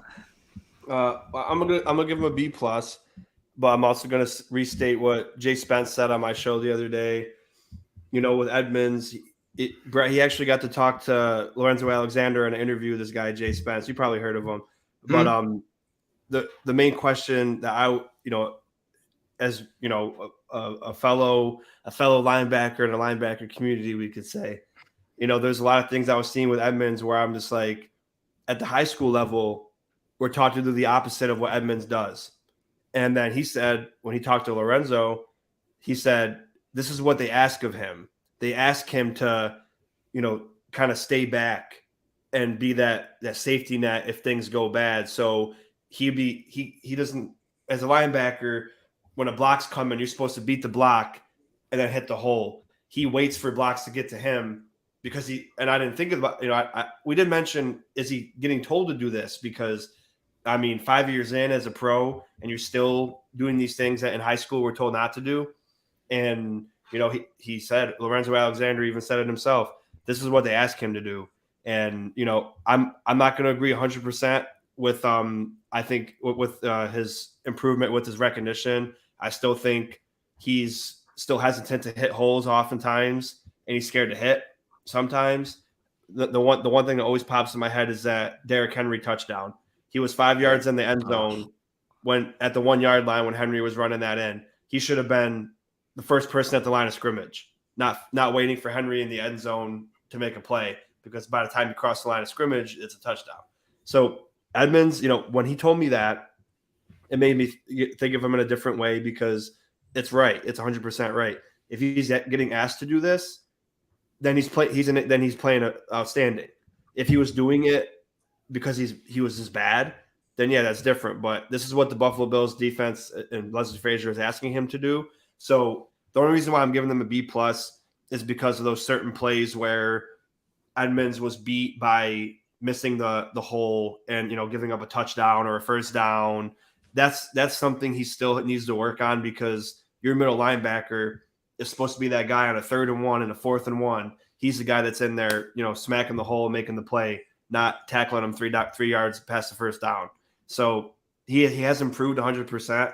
But I was done with Edmonds, man. Like I honestly, and then when he brought that point to us, when we thought about it, we're like, is that what he's supposed to do? Because it doesn't make sense. Now we started thinking, oh wow, I mean, now I got to look at Edmonds differently, and I think it does say something about what the coaches think of him, that they haven't signed him yet. It took 5 years, and we don't know his status yet. But he's been playing since he was 19, leading his defense, and I think that says a lot. That's a lot of pressure. You're coming in as a rookie. You're a kid, 19-year-old kid, being the general of a defense, a very good defense since he's been in the league. So, I mean, it could easily be an A, but I still think Edmonds out of the two is the weaker one. Agreed. But it's things that he could easily fix. So they could easily be an A++ at the end of the year. But I need Edmonds to be that guy, not like Brian Urlacher or Ray Lewis, but I don't want to be on a 3rd and 1 or a 4th and 1 every time and be like, that's a first down automatically. I want him to be disrupting every single time. And, I understand he's going to be being that safety net. So I look at all those plays differently. But there's still a little bit of progression I need to see from him in year 5. But and it's not a wrong prediction that A plus or A minus is still fair.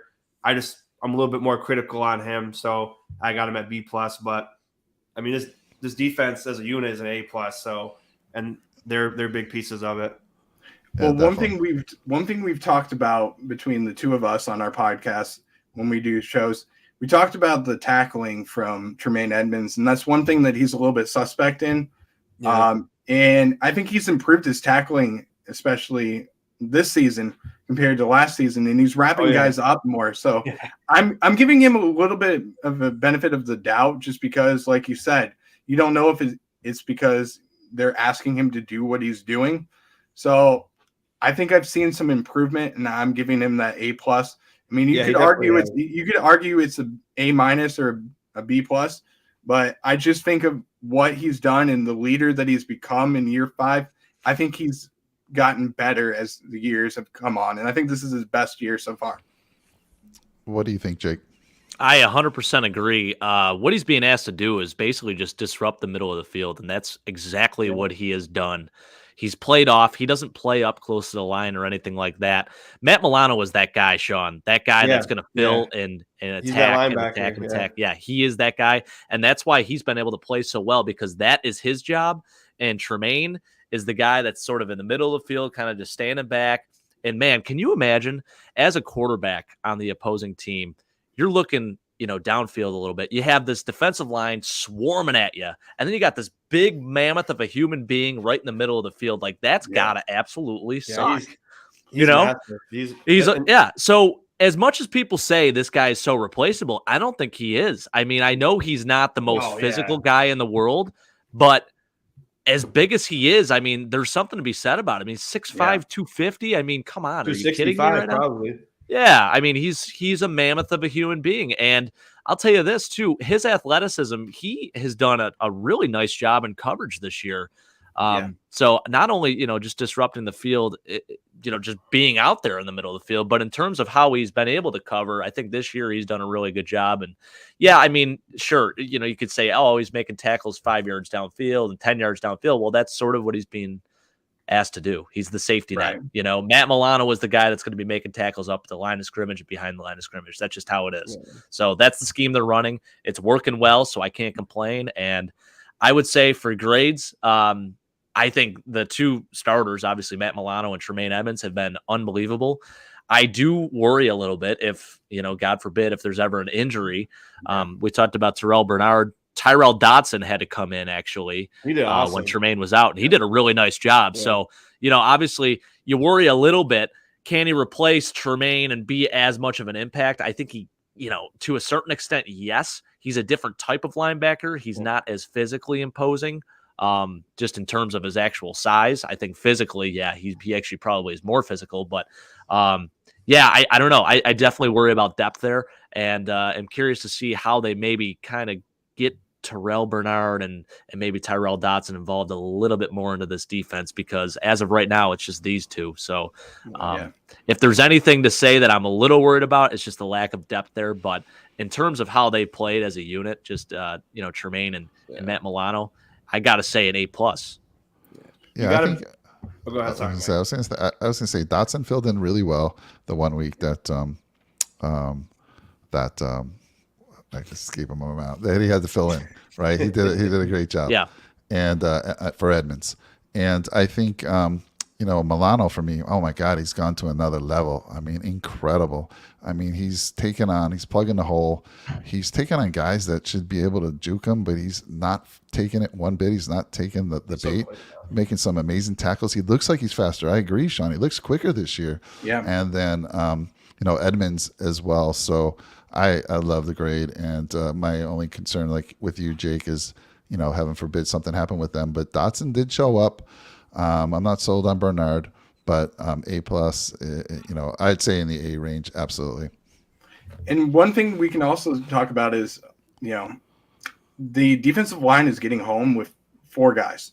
So having that 5th person that comes in, and that's going to be Matt Milano coming in as well, that's big for a defense. And you can put, 5 guys in coverage. And now you can trust Tremaine Edmonds in coverage. That's big as well. Last year, I was a little bit more, worried if you did blitz Matt Milano and you brought in Tremaine Edmonds to cover a linebacker. Now I'm not that worried. Yeah, right. Yeah. So Midnight has a question. I think Edmonds last year, I know he had a hamstring and he missed a couple games. He had a forearm injury too. Was that to start the year or during the year? Okay. So I know he had a hammy. What was that, Sean? I think he missed a lot of time last year, from what I remember. Yeah, I know he missed a few. All right. He still had 85% snap, for the season. So. Yeah, still had 100 tackles too. Yeah. All right, so good stuff there. Let's move on to the most important part of the defense is the cornerbacks. And why? Because that's what I was thrown my way. But let's talk about this. All right. Going into this season, what was your biggest concern? We lost Trey White last year, right?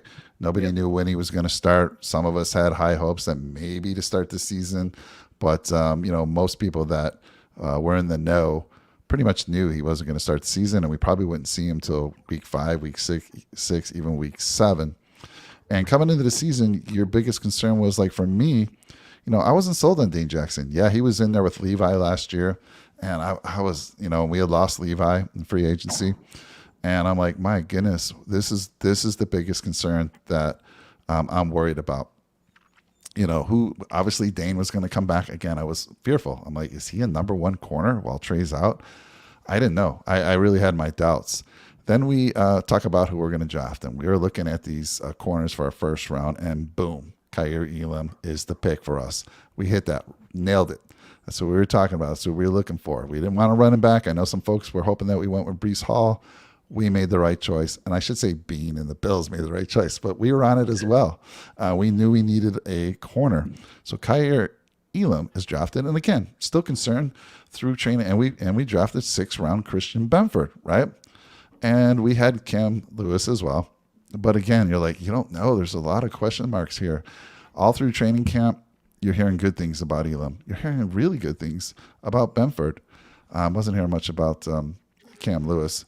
And then through preseason, these guys are showing up. But again, it's just preseason. So we didn't know. Come day 1, we got Benford out there starting with Dane Jackson. Kind of surprised everybody. And now they were rotating, don't get me wrong. But Benford was in there to start the game, not Kaiir.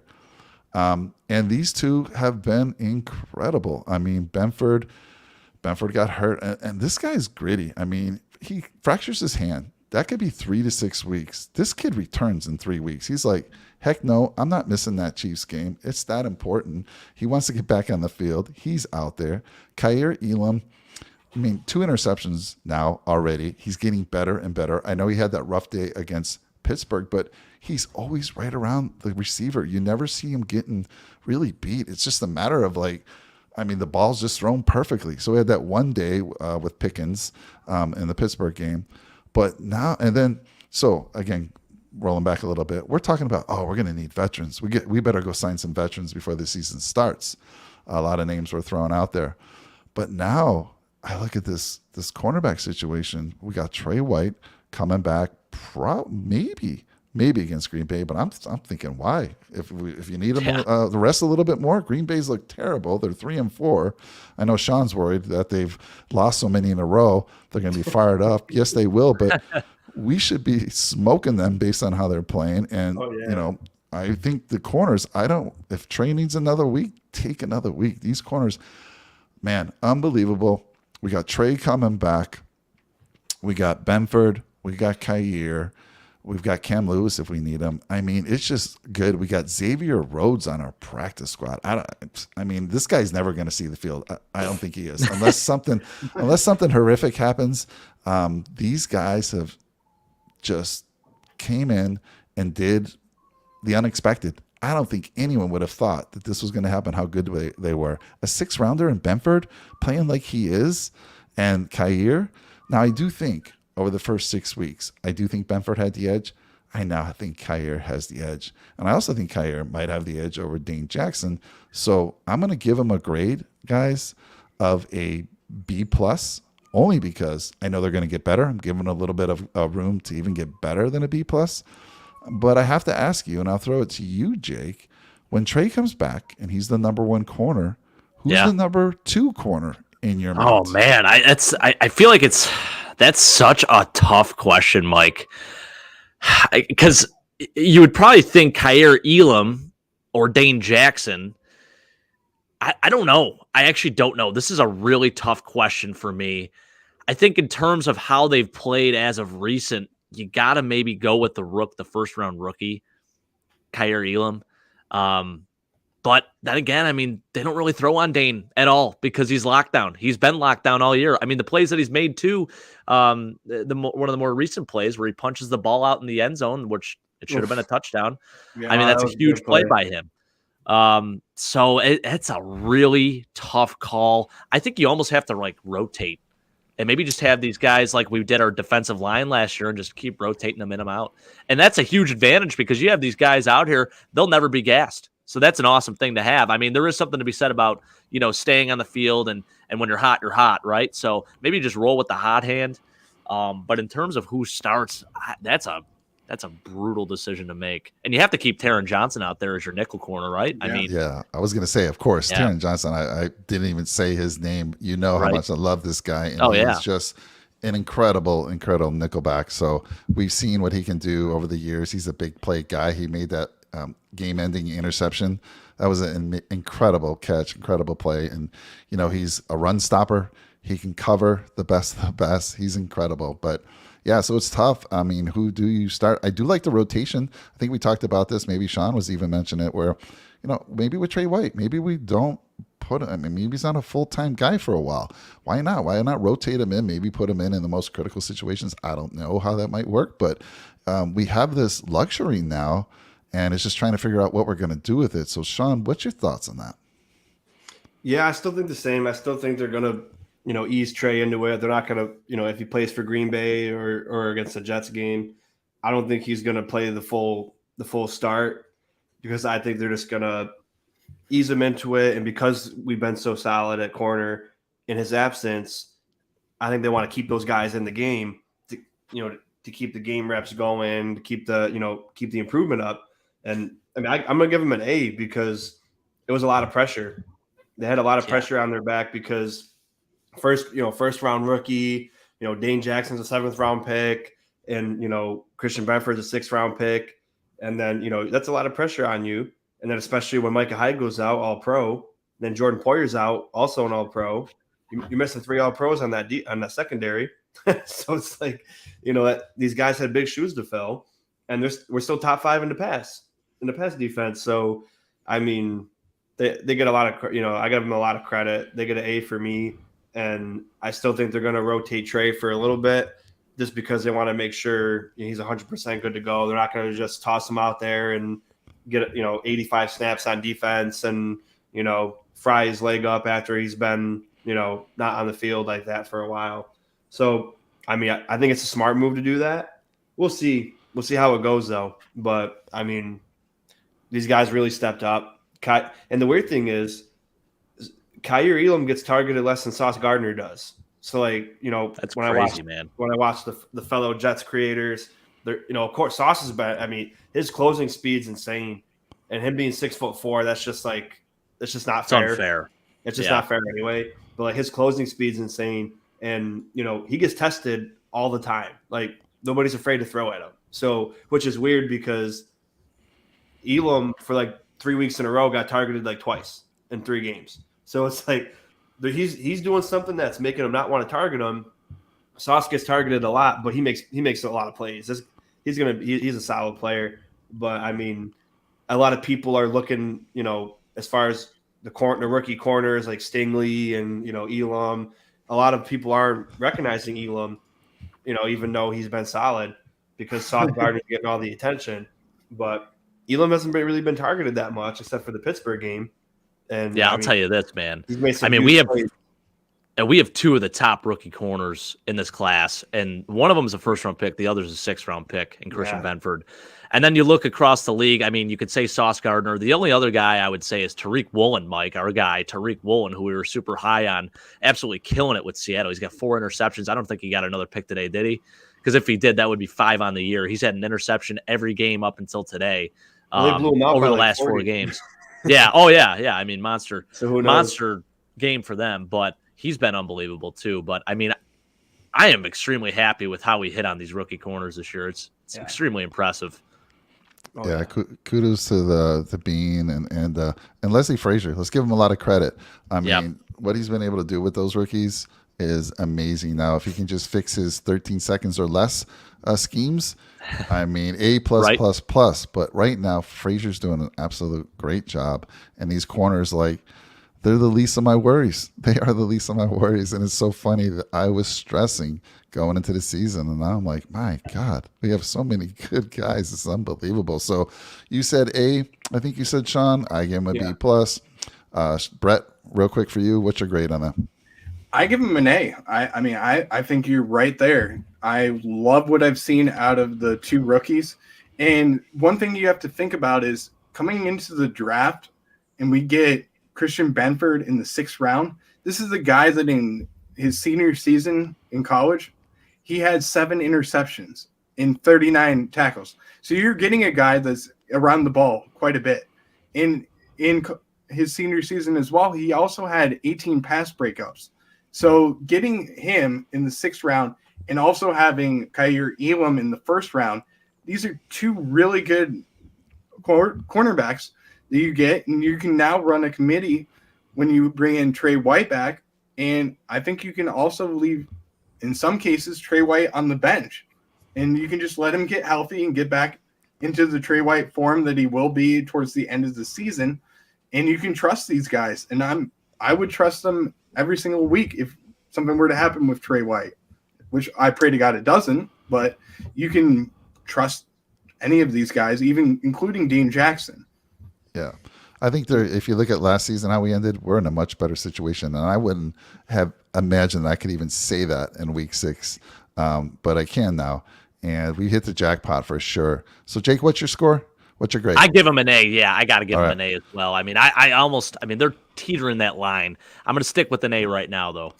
Yeah. What if someone told you before the season started that you're going to be without 3 All-Pros for the majority of the first 6 weeks, and that you're still going to be top 5 in the pass and top 1 in total defense, and I'm shocked, to be honest with you. I mean, we weren't like the Jets or the Giants who played kind of bad offenses. We had to play against high flying offenses the whole season. You know what I mean? And we're still like that. So I mean, right.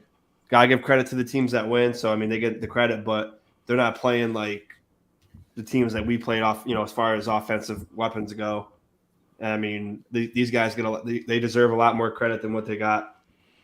Yeah, I mean, it's not like we have a weak schedule this year. I mean, we're 6 games in. We could easily be 3-3. When you looked at the schedule this year compared to last year's schedule was kind of a bit weak.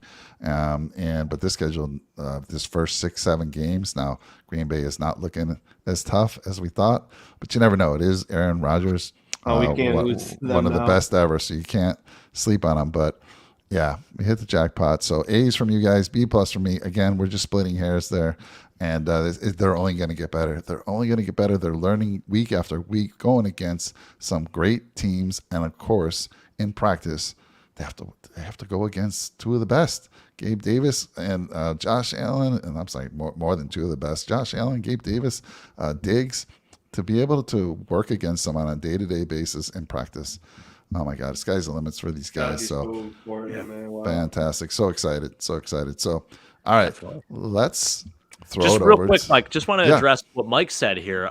It's actually a really good thought, honestly, because that's something that, I mean, that was the biggest thing coming into the draft. I think they wanted to get guys that obviously great character, good leadership qualities, and guys that were versatile. And Christian Benford played a lot of safety. He could play safety or corner. So it's definitely a thought. I'm sure it's something that they've considered, just in case we're not able to re-sign Jordan Poyer. I mean, I know we have Jaquan Johnson and Damar Hamlin, who's been playing fantastic, and I know we're just about to get into that. So I'm going to leave that discussion until we get to there, which we will be in a second here. But definitely a good comment on that too, Mike. And I just wanted to make one more comment real quick. I wanted to ask everybody a question. When we went into free agency, let's just say a yes or no. Did you want the Bills to sign a free agent cornerback? Yes. Yeah. I wanted Joe Hayden. I really wanted Joe Hayden. 100%, Brett. 100%. So I got to give an apology to, to the Bills, because even as the season was starting, I was praying that we would pick up a veteran cornerback. So an apology to the Bills for not trusting you yet. And I'm glad that you guys exceeded my expectations. So I'm sorry. Likewise. Likewise. I forgive you, Brett. It's the position we were most worried about. And look, Don't at ever this. doubt me again when I make. And don't worry, with the players that watch our show, it'll get back to Bean. So exactly, you might hear from him soon. Bean, I trust you now. Yes. Let's get into it. Let's get into the safeties, and that we're gonna throw it to Brett. Alrighty, guys. Well, I was hoping that we were going to be talking about Micah Hyde and Jordan Poyer for the 5th straight year, but unfortunately, actually 6th straight year, but unfortunately, we're going to talk about Jordan Poyer and Damar Hamlin and Jaquan Johnson. So, I mean, you have Micah Hyde that went on the injury reserve with a neck injury, which is unfortunate for him. So hopefully he can get back to normal next year, and then he can be the all-pro like he always is. But for both guys in Jaquan Johnson as well as Damar Hamlin, they've stepped up, had big games when they counted, and I'm honestly shocked that Damar Hamlin is starting over Johnson. But, I mean, I love what I've seen out of Hamlin. He's done an excellent job in being prepared for his time, and he's made really good stops in the run game as well as in pass coverage. So I really like what I've seen out of them, and I think that, if you do let Jordan Poyer walk next year, I think that we have enough pieces around them where we have the depth to let Jordan Poyer walk, and you can, like Mike said, you can also move Benford to safety and have him in there for the 2023 season. And I'm not really worried about that position. So I would give this group as a whole a B+, and I think that they've done an excellent job. So let me ask you, Brett, why do you think Hamlin's been getting the start? I think it's just because he's better in coverage. I think that Johnson's a little bit slower of the two, and I think that he does a better job in coverage. I think he's a better tackler, and I don't really know the answer to that one, because it's just he's done a better job in my opinion. That's the only reason I can think of. And I think the other reason why is because if you lose Johnson, you're going to lose a little bit more in special teams compared to having Damar Hamlin out there. So I think it's just more of a precaution than anything. Yeah, I also think, I mean, from my take on it, is Hamlin's a bigger physical guy. And he's been showing that, and he's been all over the ball. He's a ball hawk. Yeah. But I'll throw it to you, Jake, because you loved Daquan Johnson, and you thought it was his time, and you're a little surprised when Hamlin started over him. But what's your thoughts now? Yeah, I mean, I think they're doing the right thing by playing Damar Hamlin there. You could see there's a clear-cut difference in that Miami game alone. I mean, Damar Hamlin, they kept saying his name over and over and over again. I mean, he's so tough. He's so physical. He plays in the run game. He can come up to the line. He's all over the place. I mean, he's been so good just replacing Micah Hyde. Obviously there's a noticeable difference that Micah Hyde's not out there, but I think he's done as good of a job as you possibly can in replacing and filling that void. So just a big hats off to him. He's done a tremendous job this year. Did not expect the development that we saw, that we've been seeing at least, thus far. So it's been great, man. I love it. And as Mike said, tough, big, physical kid, and he's done a really good job. So super happy with him. And Jordan Poyer, man. Jordan Poyer. Do you pay the guy? I would love to say that, in a perfect world, we sign him back, but it's going to be hard to sign all those guys when you have, multiple guys out there that we need to bring back. But that guy is that is someone that is potentially irreplaceable, in my opinion. Yeah, I agree. I mean, but when you have Drew Rosenhaus and you hire him as your agent, he's going to command top dollar. So, I mean, if I'm considering, taking that money and using it in other places, because I think, like we said, we think the linebacking position is an important piece of this defense, and I'd be okay with moving on from Jordan Poyer in this case. As much as I love him, and I think that he is good for this team, and he has done an excellent job, and he's somebody that's a superstar in this team. I think it's just might be time to move on from him. Yeah. And it's tough to say because this guy played with a collapsed lung last game. I mean, he had to drive 15 hours, in a van with his family to KC and back. So it's hard to say that when this guy is obviously shown the ultimate level of dedication to the team. Yeah. But I understand where you're coming from. Yeah. What's your thoughts, Sean? Yeah, well, I'm going to say I can't imagine Jordan Poyer playing for another team. So I hope we make it work. I think we should. I think he deserves it for sure. And who's the leading tackler for the Buffalo Bills? Do you guys know off the top of your head? I know Tremaine was up there, but I think it is Damar Hamlin, right? Damar Hamlin. Yeah. He's leading the Buffalo Bills in tackles. And Edmonds missed the game, but Hamlin didn't play the whole season. So I mean, he's leading the team in tackles over our two linebackers. So, I mean, this kid – that's crazy, man. This kid, I mean, I got to say B+ just because if we didn't have Jordan Poyer, we're losing that Baltimore game because I just don't think that the young safeties have the instinct yet to know I got to be in this corner right now. And, like, if I don't know, it's speculation that if Poyer wasn't there, we would give up that touchdown.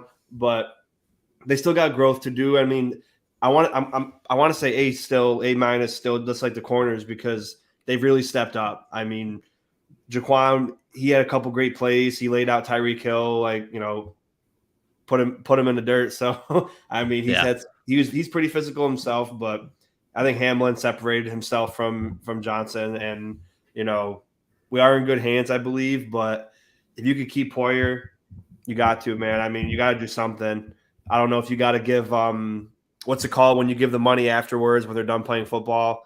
Like if you got to do some weird structure thing to a contract where you don't have to pay him all right now and you can pay him near the end of his, the dead year.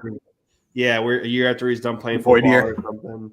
Yeah, but there's not, you can't say enough about Poyer. I mean, I said it last time we talked. Poyer and Hyde are essentially the Buffalo Bills because they're the two that started it all. We brought them over from Green Bay and from Cleveland, and then everything started to align. So it's like, I don't know. I just can't even fathom not having Jordan Poyer. But I mean, we've let go of people before. You know, I mean, Jordan Phillips as a D tackle had 10 sacks and we let him go. I mean, which kind of pisses me off now because he came back this year and proved that he fits in this Buffalo Bills defense better than anything. So if we kept him instead of getting rid of him for 2 years, maybe we would have been a little bit better off in our, overall defense the last couple of years. But I mean, we've let people go and, we'll see. But I think they have to make it work because he's just so leadership and skill, so pivotal to this team. Yeah, I'm gonna give them an A-. I'm gonna give them an A- just because, Hyde's been gone for most of the season. Poyer missed a couple games and these guys had to step up and they've really, that Miami game, they made one bad play and it basically costed the game, but they gave up that one big play and that was really it. I mean, Tua had 180 yards and a touchdown. I mean, or 2 touchdowns or something, but that 145-yard play was really I mean, honestly, it wasn't really the defense that lost the game. It was more like the offensive mistakes, like shooting yourself in the foot. But they really played honestly very well, and they're also another group that's being underlooked by the media and like other teams. When they talk about the Bills, they're not understanding how good the secondary has been. These young guys, have been. So I'm gonna say A-. Yeah, I'm with all you guys for the Poyer discussion. I think he's my safety blanket, man. We need to sign him. Just like Von Miller is teaching those youngsters, Poyer's going to continue to do that.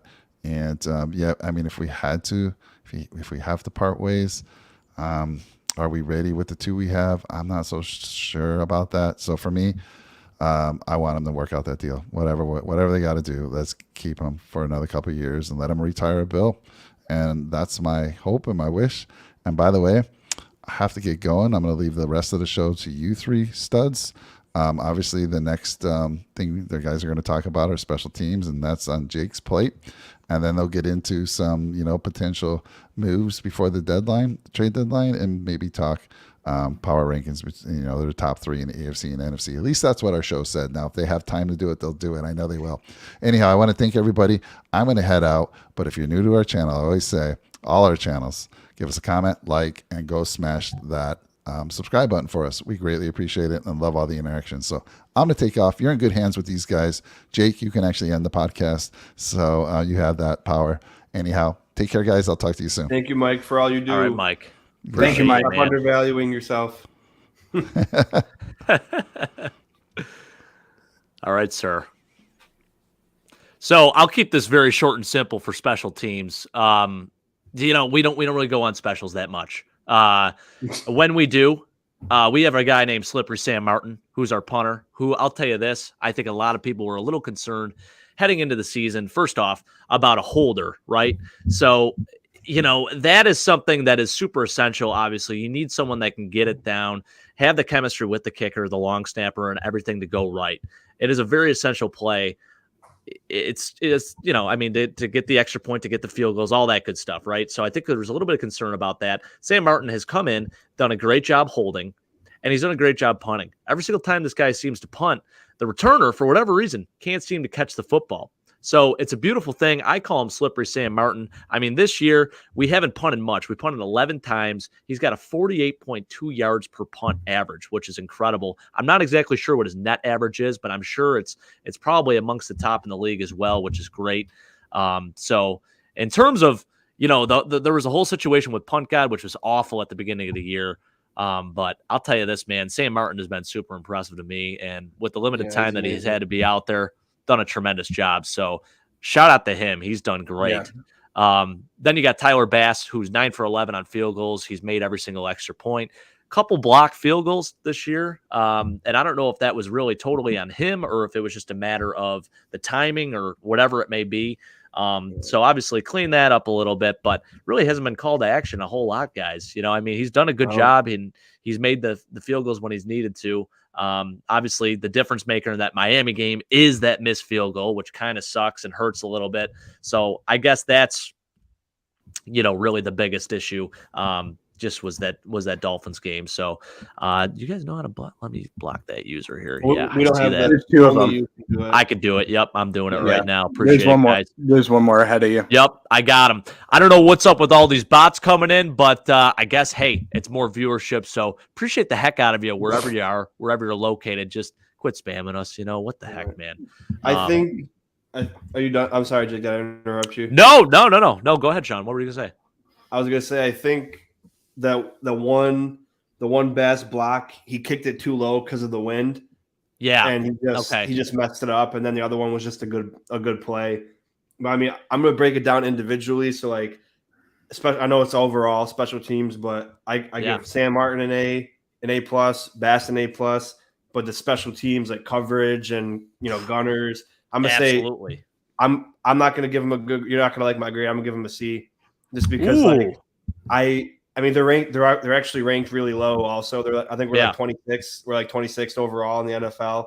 But I mean, I've seen us like on the coverages like we're not blocking at all. Like all the gunners of the other teams are always in the face of the returner. Yeah. And the guys that are supposed to be blocking them are always chasing them and trying to get in the way.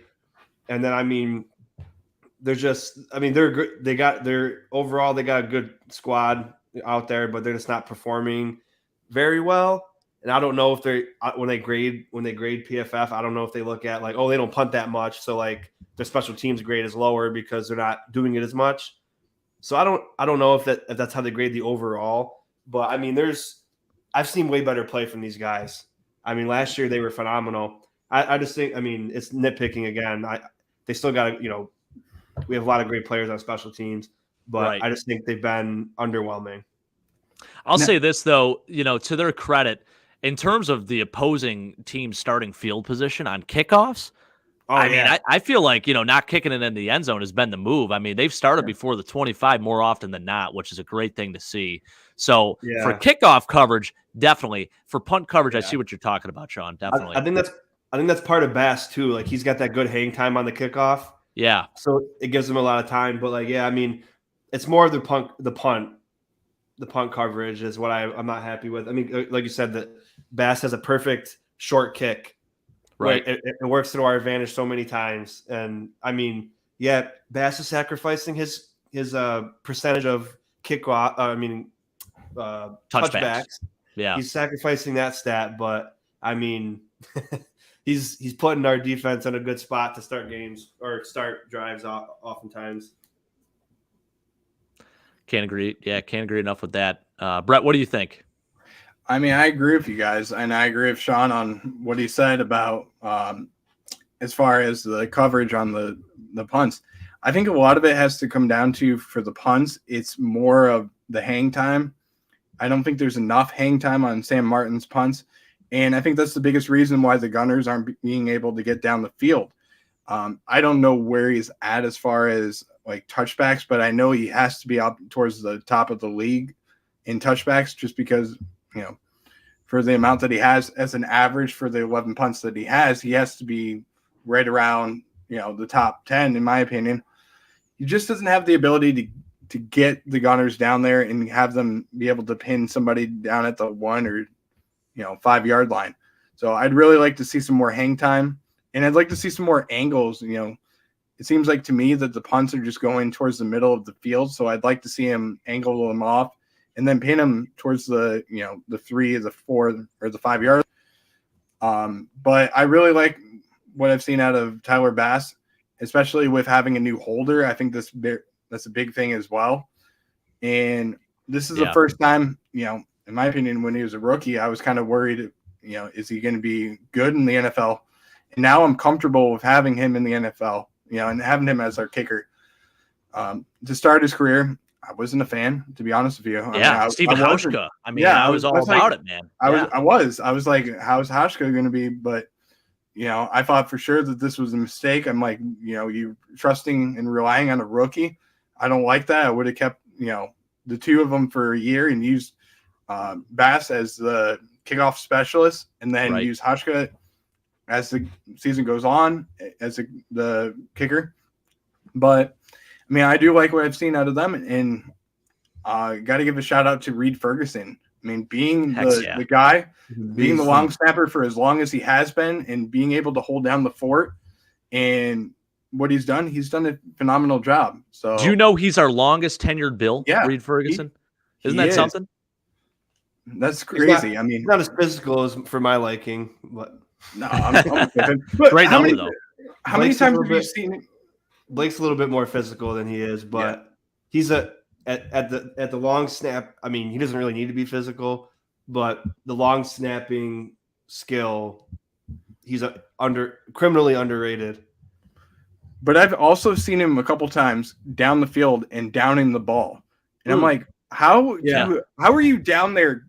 You know, I'd be halfway down the field and holding my breath and everything, and being out of breath because I'm out of shape. But right, I mean, he has the ability to go all the way down the field and do that. That's incredible. He lives for that moment. Yeah, to run down the field and get the ball. Yeah, exactly. Right. I mean, he's only on the field 5% of the plays that we ever have. So I mean, I'm happy. I'm happy with what paychecks for them. Hey, I love that job, getting paid, $1 million a year to snap a ball to a kicker, and you're not the guy. You're not the guy that if he misses the kick, you're not the one that they're going to worry about. It's going to be on Tyler Bass. It's not on him, right? Unless he's so he has a botched snap or something like that, or something stupid like that. But I mean, he's phenomenal. But as a group, I would give him a B-. I think that there's room to improve. I think it's more based off of losing Heath Farrell and having Matthew Smiley come in. Yeah, I really don't like what I've seen out of Smiley. I really don't. And I think that next year we're going to have to go with a bigger name for a special teams player. And maybe you can throw out a guy and get him away from the Patriots and get Joe Judge. Ooh. How would you guys feel about that? I don't know, man. I don't know. I mean, for a special teams guy, he's one of the top. I mean, he really is. He's been incredible. He was great in New England doing that, but definitely not a head coach guy. That's for sure. Does Judge have the special teams right? I thought he was doing the offense. He's an offensive coordinator now. He's doing a little bit of everything right now. It's insane what they're doing over in New England, man. But I definitely would be open to that for sure, Brett. I would love to see it, and I'd love to get somebody away from the Patriots, and I'd be happy with that. I think and I'll tell you this. I think he's more hurting them than anything, so I think you keep him. Yep. And I'll tell you this too, for a franchise that has been known, I guess, over the last 20 years, really, to have a really good special teams unit. I mean, we're talking back to the days of the Ryan Lindell, Brian Moorman. We're always used to having kind of like an elite special teams unit, even as returner too. I mean, Terrence McGee, you had guys like Leotis McKelvin. I know Leotis had his moments, but like there's a couple of other guys. Yeah. And these were losing moments, but now it's like, if there's anything to, I guess, improve on out of all the things that we just talked about, all the position groups we talked about, maybe special teams is right there amongst the top. I mean, we talked about offensive line a little bit. I would say special teams is probably one of those things that we could probably improve on the most. And I'm not even saying we're playing bad as a special teams unit or anything like that. I'll give them a B, but there's definitely room for improvement, as you guys mentioned as well. For sure. And Midnight Hood says the same thing, B-. I think one thing we also could think about too is in the draft, Marcus Jones was available.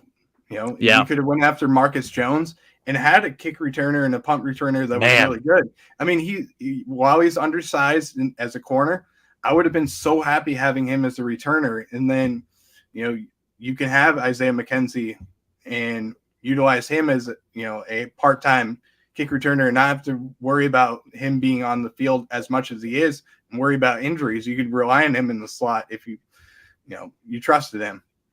And it begs the question too, like the whole Tavon Austin thing. Like, why did we actually bring him in? Was it to have him compete as a returner? I mean, I didn't really get that whole thing at all. No. I thought there were going to be some. I thought I had high hopes for Tavon Austin. I thought he was going to have a career revitalization, based on what I was hearing in minicamp, but it just hasn't really seemed to happen. So I mean, I like Shakir. I like Shakir back there though.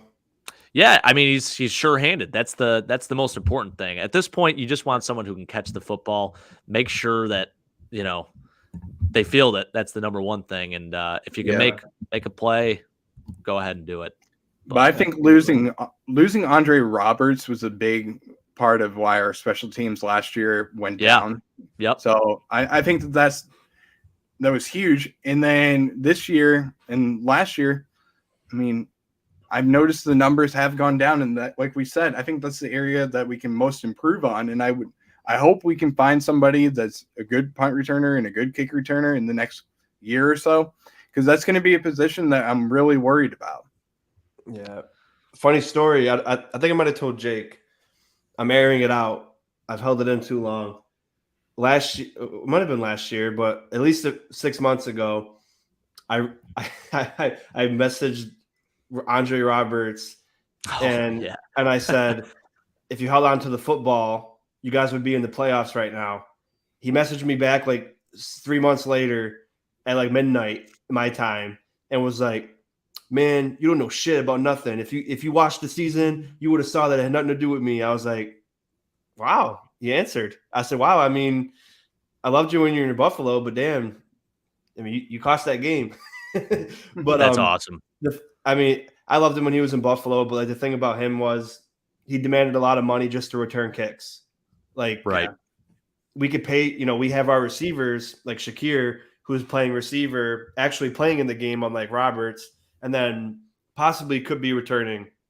I mean, Andre had some good returns, but in the big moments near the end, he didn't really have solid games. And he was good for us for a long time, but I was fine getting rid of him. And then I just thought it was really funny when he messaged me like so long after. That's like, this guy's got millions of followers, and he randomly at midnight he had to get back to you, Sean. I mean, what if he has a comeback and it starts doing amazing, and it's all because I talk crap to him that one time? Right? I remember that loser from upstate New York said I was trash and lost us the playoff game, or lost us the game before the playoffs and against the Raiders. Oh man! And this is why he doesn't come back to Buffalo. Yep, yeah, I mean, that's right. All because of you, Sean. If I'm that important to him, that's awesome. I'm still so shocked that so long. It wasn't the day I did it. It was months, and it was at midnight. He was sitting on his couch like, you know what? You were living rent free in his head. That's what that means. Yeah, I'm gonna look at my DMs now. He was probably thinking, how do I respond to this without getting a fine or something like that? That's true too. I was literally crying, like laughing my ass off. I was just like, I called all my friends that I was like, dude, there's no way you're gonna believe this. And started taking the time, but I do gotta say, my wife is doing homework. She has to do homework tonight, and it's finals week for some of our classes. So I'm gonna do my top 5 AFC and NFC. Heck yeah, man! Yeah, get right into it. And I'm just gonna, because I know she's got some stuff to do still. Sounds good. AFC, Bills, of course. Love it. Chiefs, and then I got the Jets at 3 because they're 5-2. But I do think that it's going to start showing that you need competent quarterback play near the end stretch of the season in 2022 to be a competitive team. They'll still be they'll have a playoff shot. They'll have a shot at it. But as of right now, I got them at 3rd because they're playing great defense. Hopefully, Breece Hall's okay. I think he might have tore something in his knee. It looked like a non-contact injury. He got carted off the field. So hopefully everything's fine. It was just, who knows. But they've been running the ball exceptionally well. So I put them at 3rd. And then I got the Bengals, Ravens. Because, I mean, the Ravens are going to get Ojabo soon. They're getting healthy on defense. They got the offensive weaponry. They've been missing Bateman for 3 weeks now. So they'll be fine. And then the Bengals are starting to heat up. And what the heck happened with Mark Andrews today? That's my question. Yeah, I don't know. Invisible out there. I know he was banged up, but my gosh. Yeah, it's National Tight Ends Day. Yeah, I guess. I mean, I had the Chargers thinking about being in the top 5, but they look terrible. Like, their defense is just. I mean, on paper, they had the best defense in the world. Preseason, we all said it. We're like, this defense could be the best we've ever seen. Yeah, and they're just terrible. I mean, they're decimated by injuries too. The Chargers. I mean, I got to give them that. They're decimated, but that's my top 5 for the AFC. And then the NFC, it's Eagles, of course, because they're 6-0. But I will say the Eagles have had a out of everybody in these top 5, they've had the easiest schedule. So they're still 6-0. They're doing enough. I got the Eagles, Cowboys, 49ers, Vikings, and Giants.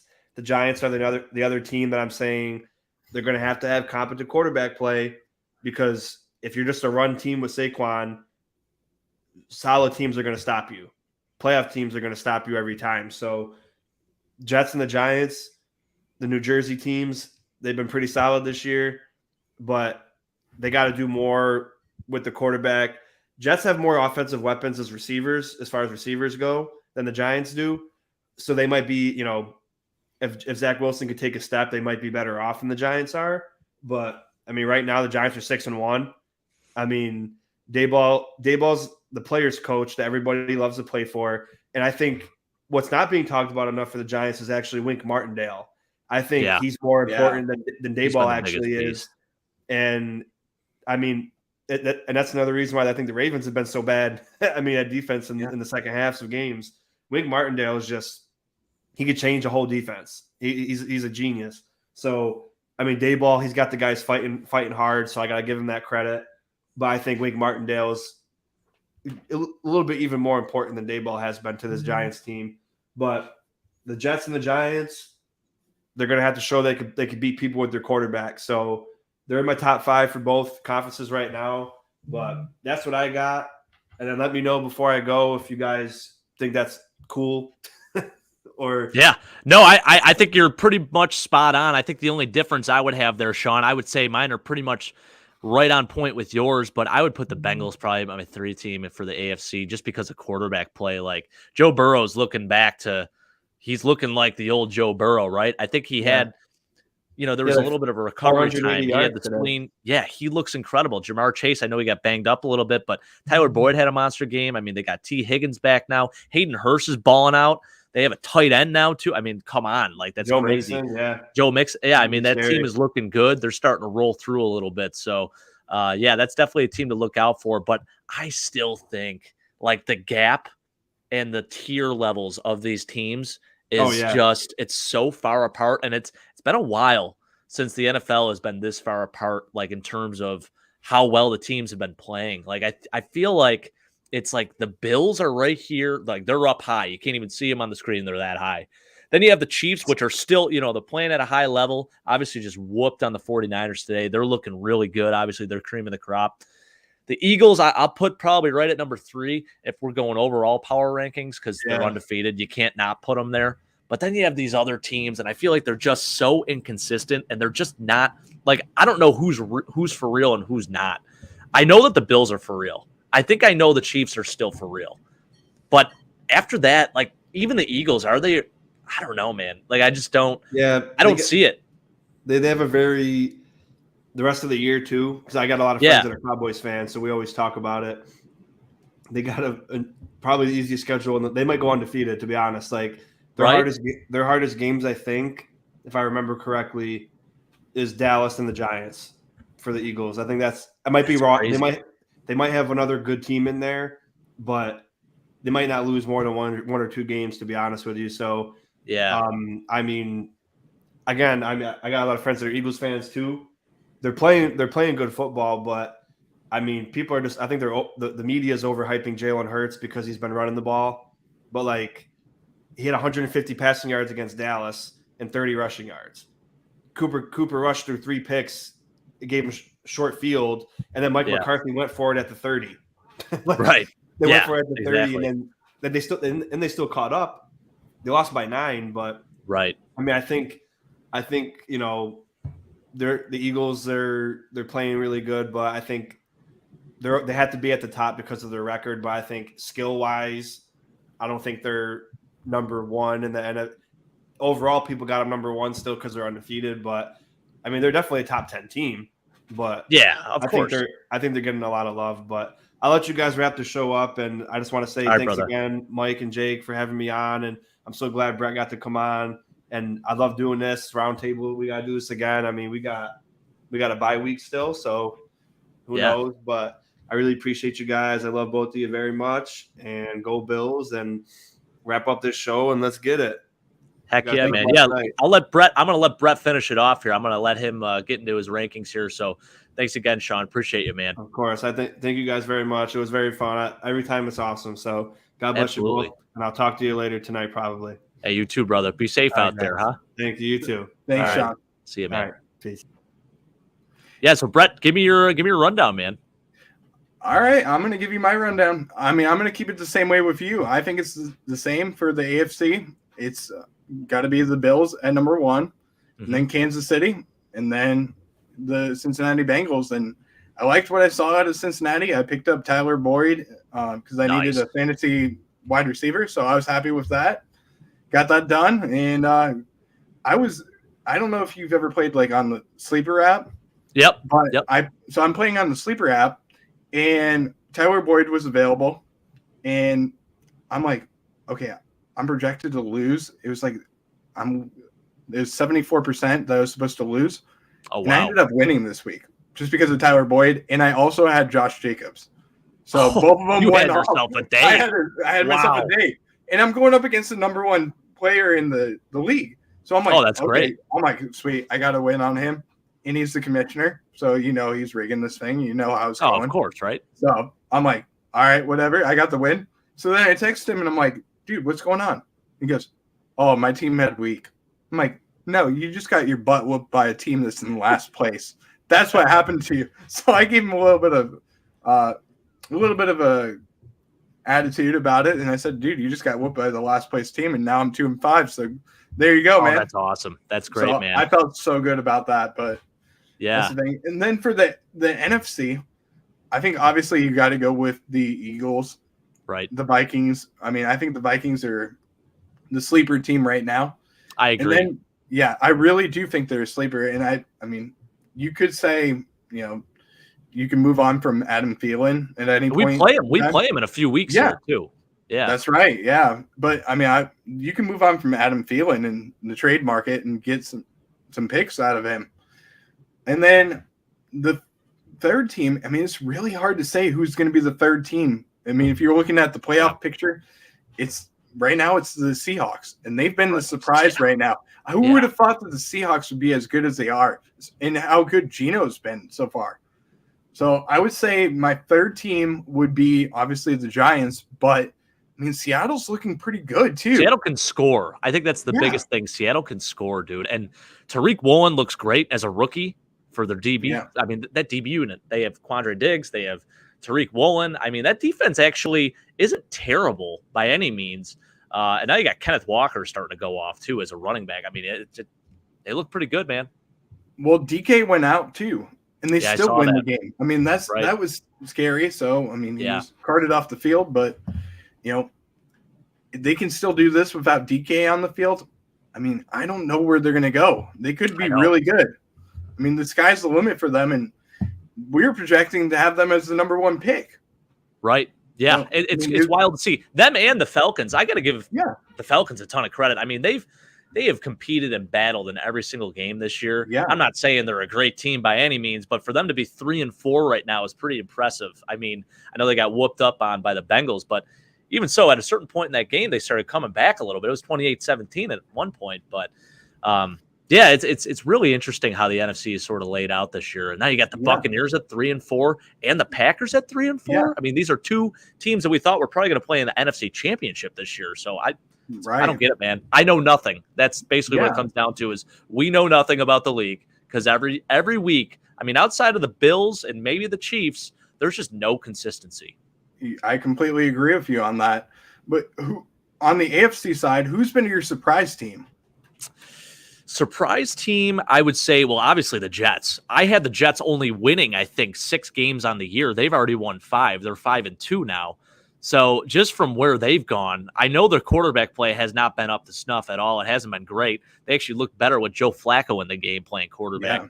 But that defense has been incredible. And Sauce Gardner, he's a real one, man. I mean, he is legit as it comes. CJ Mosley is balling out. I mean, their defensive line's playing really well. Everything across the board. Robert Saleh's done a great job with them. So I would say they're definitely my surprise team. Surprise team in the NFC, it's got to be the Giants. So both New Jersey teams getting a lot of credit right now. But, hey, you got to give credit where credit's due. Happy for Brian Dable. That's a cool position for him to be in. And yeah, excited to maybe, obviously whoop up on the Jets in a couple weeks here, Yeah. and then maybe play the Giants in a rematch in the Super Bowl. How would that be? I mean, Hey. maybe wide left this time around. Someone said that last week actually in our comments, instead of being wide right, wide left against the Giants in the Super Bowl. I think that'd be incredible and poetic. I have it happen. I mean, there's been too much stress already. As a Bills fan, I'm only 25 years old. There's been too much stress. So I had the Music City Miracle game. We've had the playoff game where we get, well, not the playoff game, but the game where we get into the playoffs and end the drought. So we've had that. I can't take another one. We had Houston. We had, the Kansas City one. I can't take another one. Let's just get it done. Let's get it done. I agree, man. It's time for the franchise to get it. And I'm praying that we do. I mean, my dad's a Bills fan. He's been a Bills fan for 60 years of his life. Yeah. And to have that moment with him, and I know how important it probably would be for you and your father. Absolutely. To have that moment. I mean, can you imagine? Because I'm going to fly up to Buffalo for sure if that happens. If you have it, you have to. I'm skipping work. They can fire me, whatever the case is. I don't care. I love that. I mean, they can fire me. I'll be happy with it. I'd rather run my page and do this than be at my job. So if it happens, I'll be up there. I'll be happy. And hopefully we can get everybody together, get Sean, get you, get Mike, and have everybody come together and just enjoy it. Hey, yeah, I saw you too. So Brett, there's a private chat here, right? So just in case, things go south or if someone can't hear someone, you got to put in the private chat. So Brett put in earlier, we were talking about our bet with James Cook and Devin Singletary on total yards. Brett says, how about I get in here? I'll go up and I'm assuming you'll treat me to some Anchor Bar wings for giving Reggie Gilliam the A grade. So I want to say this. No disrespect to Anchor Bar. Still very good. Anywhere you go in Buffalo, it's good wings. Yeah. But Anchor Bar's a little commercialized these days. And it's awesome. The history is really cool because it's like home of the original Buffalo wing. But Barbell Tavern, Brett, I'm going to change your whole life. We're going to take you to Barbell Tavern. You're going to get the honey butter barbecue wings, Cajun honey butter barbecue wings. And you're going to be like, you might faint because it's that good. I mean, they are the best wings I've ever had in my entire life. Their medium wings are really good too. But that Cajun honey butter barbecue, it's special, man. So best wing joint, in my opinion, that I've had so far. I still have to try this other place called Wing Nuts. So I have yet to try that. It's been popularized a little bit on Pardon My Take. I don't know if you listen to them with Barstool Sports. Yeah, so they went there. They said it's amazing. And I know a lot of people in the Buffalo area say it's incredible. And I think they just do basic wing flavors, which is kind of fun. Just the mild, medium, hot. If you get mild, you can get the hell out of my face because anyone who eats mild wings, I mean, come on. You got to have a little flavor, right? So at least do the medium. But, so you got yourself a deal there, man. We'll if you ever come up to Buffalo, let me know. We'll go to Barbell. We'll get it done. We'll get the real wings here in Buffalo. I'll be up in July next year. I can't wait for it. I love it. Awesome, man. Sounds good. Yeah. So, I guess, any closing thoughts for you, Brett? I mean, let's talk about a little bit of a surprise here. This is my biggest surprise out of the AFC is the Broncos struggling. I mean, that's my biggest surprise. I thought for sure that getting Russell Wilson, you're going to have a Super Bowl caliber team now. And now sitting at 2-4, they lost today 2-5 now, and Russell Wilson's out, and the team just doesn't look that good. And now they're going to probably have to sell out and sell Bradley Chubb, and Melvin Gordon's probably going to move, and maybe you move on from Cortland Sutton and Jerry Jeudy and just rebuild. I'm shocked about that. And Jerry Judy's a trade prospect right now. He is. That's crazy. And, it's surprising.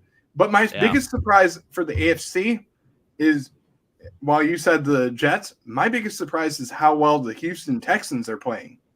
I would say that they're playing pretty good. And they've won a game. They've won a game. Well, they've won a game and tied a game. But they've also been competing in almost every single game, and it's coming down to the wire. And then on the other side of the conferences, with the NFC, I would say the Commanders and how well they've done and competed in games as well. So, I mean, it's any given Sunday, but you could really see these teams, they have good coaching. I like Lovie Smith. I wish he would have had more success in the NFL and won that Super Bowl. That he should have gotten. But his success that he's had, and then Ron Rivera. I like what I've seen out of Ron Rivera, and hopefully he can get his team back on track. And I hope he has another year in with the Commanders, because I really do think that they're a couple pieces away from having a really good team. That's Taylor Heineke's team, by the way. Like, it is. Listen, no disrespect to Carson Wentz, but they just look more passionate with Taylor Heineke in at quarterback. I mean, there's so much more energy. They were juiced up, man. I mean, they took down the Packers today, and they played a really good game across the board. I thought everyone on that team played that much better with Taylor Heineke in as the quarterback. So, yeah, it's going to be interesting to see how they go from here. I mean, when Carson Wentz returns, does he become the starter again? I mean, they pay him a lot of money to start a quarterback for them. So, I don't really know how they're going to handle that situation. But Taylor Heineke, man, I really like him a lot. So he's a tough, gritty guy. Kind of reminds me of Ryan Fitzpatrick a little bit. So that's fun to watch. But, yeah, I would say biggest surprise to the AFC is definitely the Broncos. I had the Colts as well. They're a team that I thought was going to be way more competitive. I mean, I know right now, what are they, 3-3-1? But they tied the first game of the year against the Texans. Like, they missed that field goal with Rodrigo Blankenship, and no one wanted to win that game, so they just tie it. And, yeah, just really like a lack of offensive production from them. I know Jonathan Taylor has been out for a while, and he came back today. He looked better, but even so, he's the first overall pick in everyone's fantasy draft and hasn't really – I don't think he's had a 100-yard game yet, or maybe one. I think he had one. Yeah, I think you're right. And that's it. So, and Nyheim Hines, they're talking him up like he's going to be the secret weapon. Hasn't really done a whole lot either. I know he's been banged up too, but I mean, outside of really like Michael Pittman Jr., I mean, he's had his moments this year. He's kind of gone off a few times, but yeah, I'm very surprised with their record as well. I definitely thought that they were going to come out as kings of the AFC South, and here we still have the Titans at 4-2 leading that division. So I would say out of the AFC, those are probably my two surprise teams. And the Jets, of course, we talked a little bit about them. But as far as like teams underperforming, it's probably the Colts and the Bengals or Broncos. NFC, man, it's the Packers and Bucks, as we talked about. It's just for them to both be 3-4 right now, for us to be going into this Packers game with, I'm sure, a lot of the Packer fan base thinking like, we lose another game here, we're 3-5. We might want to start thinking about trying to get a higher draft pick. It's crazy to even think that they might have that mentality, but it might be one of those situations. So, just something you never would imagine, especially with Aaron Rodgers at the helm. And he's had his losing seasons there, but I think with the lack of weapons that he has right now, they just can't get anything done offensively. It's crazy. Completely agree with you. And I'm going to throw one other thing out there this week. I mean, shout out to the two XFL quarterbacks that got wins today. Yeah. Taylor Heineke as well as PJ Walker. PJ Walker. Who would have thought that PJ Walker would get a win today against the Bucks? Because the spread on the game was 10.5.